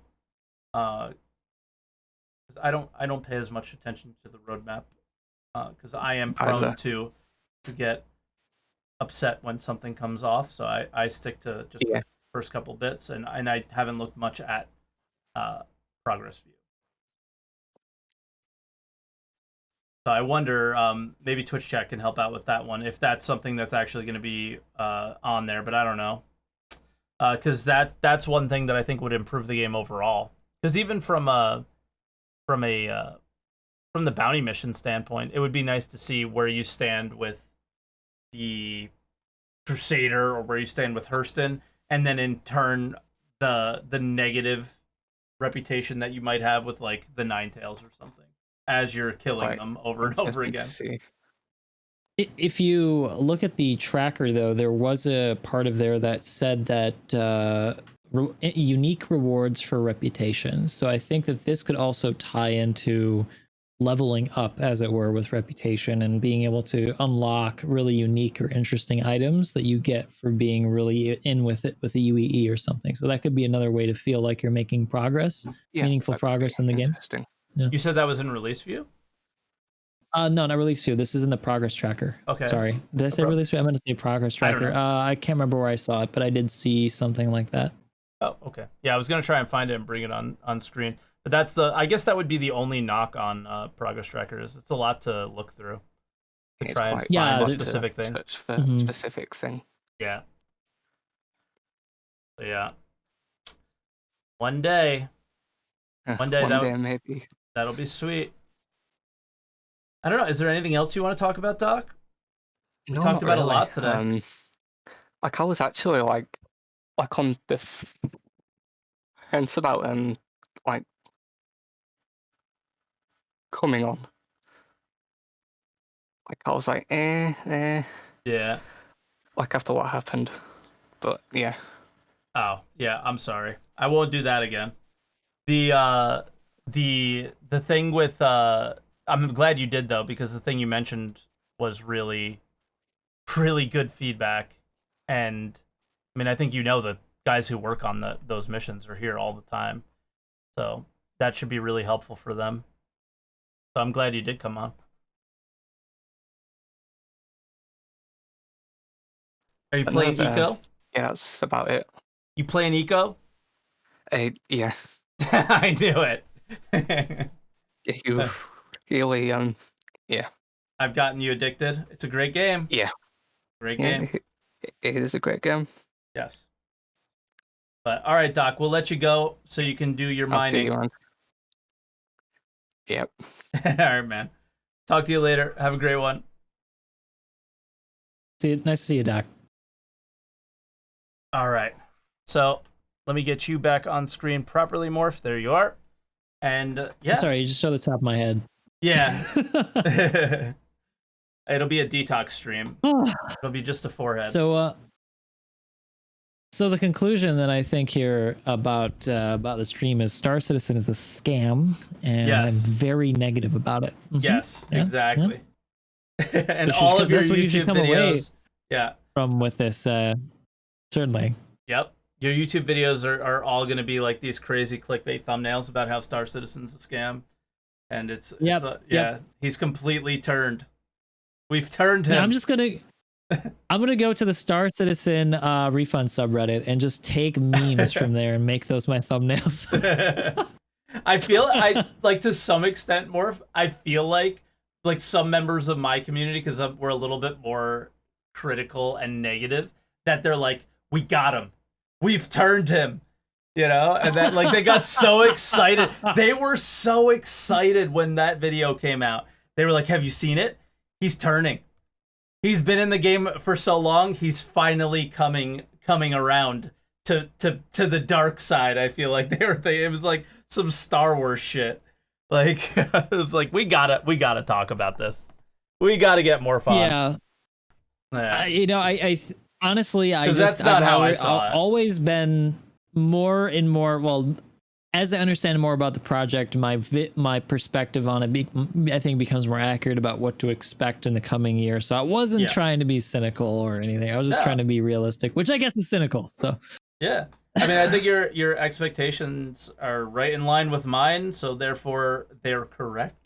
And I think I mean, it's gonna be a great year, but it's not necessarily gonna be this year where jump points start dropping out all over the place. Squadron 42 releases, the floodgates open kind of year, but they're definitely preparing for that curve that we talked about today, and I think that's what this year will be. I don't think we will hit the top of the curve in 2021, but hopefully we start riding up it, and we may have already, as you've implied. Yeah. I mean, there's definitely also an element of becoming more salty about the game, though. I will admit this, as if you've been watching me stream, like there are days where I just bang my head against the table, like I hate this game. But then I come out of it, I was like, I love Star Citizen. The more you play it, it's just how it is. There's no way to avoid it. I don't know how Captain Richard has managed to do it. The guy plays every day, but I think but I think part of it is that he never streamed that many hours for most of his career, because he had like a full-time job, came home, streamed for a couple hours at the end of the night. So that helps. So it's like you play for a couple hours, you get in the game with your friends, setup is half of it, and then you play for a little while. But the idea of like, and he never really attempted to try to play it as like the dev intended you to play, which is like do the missions, do this. He always like made his own game and made his own fun with it. And I think the people that do that find Star Citizen a lot more fun than someone like me, who's like, all right, these missions are in game. How do I progress through the game Star Citizen now? And I'm like, wow, this sucks. Like, so obviously, you know, because it's not ready for something like that. You're not going to get the experience you want out of that. Yeah, I mean, I think Captain Richard does what many of us now do as content creators: is we get the community together and do stuff with the community. That's just how we survive. Yeah. That's what Captain Richard streams are always: interaction, and I think that's how he's able to stay positive. Is just do stuff with the community. So, and how he's been so successful. Yeah, he's been wildly successful. Really, truly. Absolutely, and I don't know. So I think we'll leave it there, probably. Star Citizen. Gonna be a good year. Maybe not the best year. I think the best years are still to come. And that's kind of, I think, what the message that both of us were trying to send in our similar-ish videos about the coming year of Star Citizen is. It's the best is yet to come, but that doesn't mean that this year's not going to be a lot of fun, and I'm looking forward to having a lot of fun. And if I may end on a high note here with this year, even though it might not be like the jump point server meshing year, there's always surprises every single patch. Yep. They've talked about a ton of events. There's stuff on the unreleased view that's clearly meant to be in upcoming patches that are really interesting, like locations and ships are okay, but locations and mechanics and stuff like that. So this year I think is still going to be fun, and there's unexpected things coming around the corner, and there's always the possibility, I know it's a very remote possibility, but I think it's good to have a little bit of hope that something like SOX could happen, or OCS, where they were able to get it so far done that they released it ahead of schedule. So it's always possible that something may happen that we didn't expect. They moved something up. Yeah. So stay positive, and I think it's a game. Ultimately, you're supposed to have fun, so that's a good way to do it. Star Citizen is this game. Can I show you guys one thing though before I end the stream? Yes. About being really salty. I've been doing a lot more salty I see stuff. it. Like Did you see my sweater? Oh no. Oh my god, that's amazing. I just changed the logo a little bit, but yeah. So I might saw wear the I saw the 30K shirt, and that's what I thought you were talking about. No, this is one of them. This is supposed to strike fear in the hearts of all you haulers and miners out there. But this one's a little double take. I'm going to be wearing at the next Citizen Con to see what the developers say. Yeah. I think they'll laugh. If they don't laugh, that'd be sad. Because I think the best. Yeah, no. I think the thing that I've like had the most fun with, and I think people took the wrong way so often, is just like making fun of the situation we're in. You know, we're all in it together. That's what I do. Just have some fun with it. It's self-deprecation at this point. Like yeah. I guess part of my identity now is part of Star Citizen, and I think it's good to laugh at it and meme with it every so often. Meme about it because there are some very memeable things about Star Citizen. Yes. But then to center yourself back on it, like you want to support this project and you want to see it succeed. These are great people working on a great project, and I'm very happy to be a part of it. So yep. And no matter what other game I play, I always come back to this because I never have a better experience than what this has delivered so far. So yeah, it doesn't matter. But all right, we will leave it there. I just thought of one funny thing. You know, it would be really funny to end a stream with just a 30K banner. Just like the screen goes to 30K and then super like meta. I don't know. I just thought that'd be funny. Redoing all of my art for my stream. Can I steal that idea? Maybe do that. Go ahead, steal it. I don't care. Right. Do it. It'd be super funny. funny. I might. I think it might be good. But yeah, all right, Morph. We'll leave you here. I really appreciate you coming on. I'll do my best to stay better in touch with you. I think we're both pretty busy, but just always, I'll always message you and see how you're doing. Because when I looked and I was like, man, I haven't talked to Morph in a while, and I saw November, I was like, that's not good. I think it was November. I don't remember when it was. Yeah. I was like, I need to message him more. Well, but yeah, with any luck, man, I hope that this year, I hope things turn around this year and that SitCon does happen. If it does, it'd be nice to meet up if it's in the US. It'd be great. And hang out. No matter where it is, I'm going. Really? Yeah, well, I'm definitely going as well. I've already got in my head that I'm going to the next SitCon. I went to my first one, and now I'm in love. It's a really fun experience. So. I was way too excited for this year, and like even my wife was. Like I just want to. I've never had an opportunity since I was focused on like my stream, everything with my community. That like since 2016, I haven't been to an event really, so it's it's been a long time, and I'm really looking forward to it. So yes, that will be great. But all right, Morph, I guess we'll leave it here. I appreciate you coming on. Thank you so much. It was a lot of fun. And before we let you go, is there anything that you have coming that you'd like to promote? Any video, any stream? Anything other than your Morphologis everywhere if people are looking to find you and your videos and anything like that? But I'll obviously put the links down below as well. Come meme with me and my streams. I guess I'm streaming a lot more often on a regular schedule. Otherwise, I'm going to keep doing YouTube content. Nothing special coming down the pipeline. Oh, Chinese New Year's coming up, so I'm going to have some more time to make some content. So there might be some more videos coming up. But yeah, nothing in particular. Okay, cool. Yeah. Twitch.tv/Morphologis, YouTube Morphologis, Twitter, all that stuff. Yeah. Appreciate the show. Anytime, man. And be good. We'll see you next time, everybody. Make sure you leave likes and comments and all that stuff down below. We talked about a lot today, so feel free to comment on anything. And if you're watching on Twitch, and this was a 3-hour long discussion, so if you're watching on Twitch now, but you didn't see the beginning, you can watch the VOD on Twitch, or I'll be putting this up on YouTube later today. The last one took forever. Morph and I will probably talk about this a little bit after, but H.265 is a pain. It's been a pain for me for some reason with rendering. It's caused a lot of problems for me. So I went back to H.264 or X264, whatever. The newest one just is taking too much time, and this shorter one I'm going with from now on, even though the quality might not be as good. But all right, everybody, enjoy your day. Thank you so much for watching. and we will see you next week. Bye, everybody.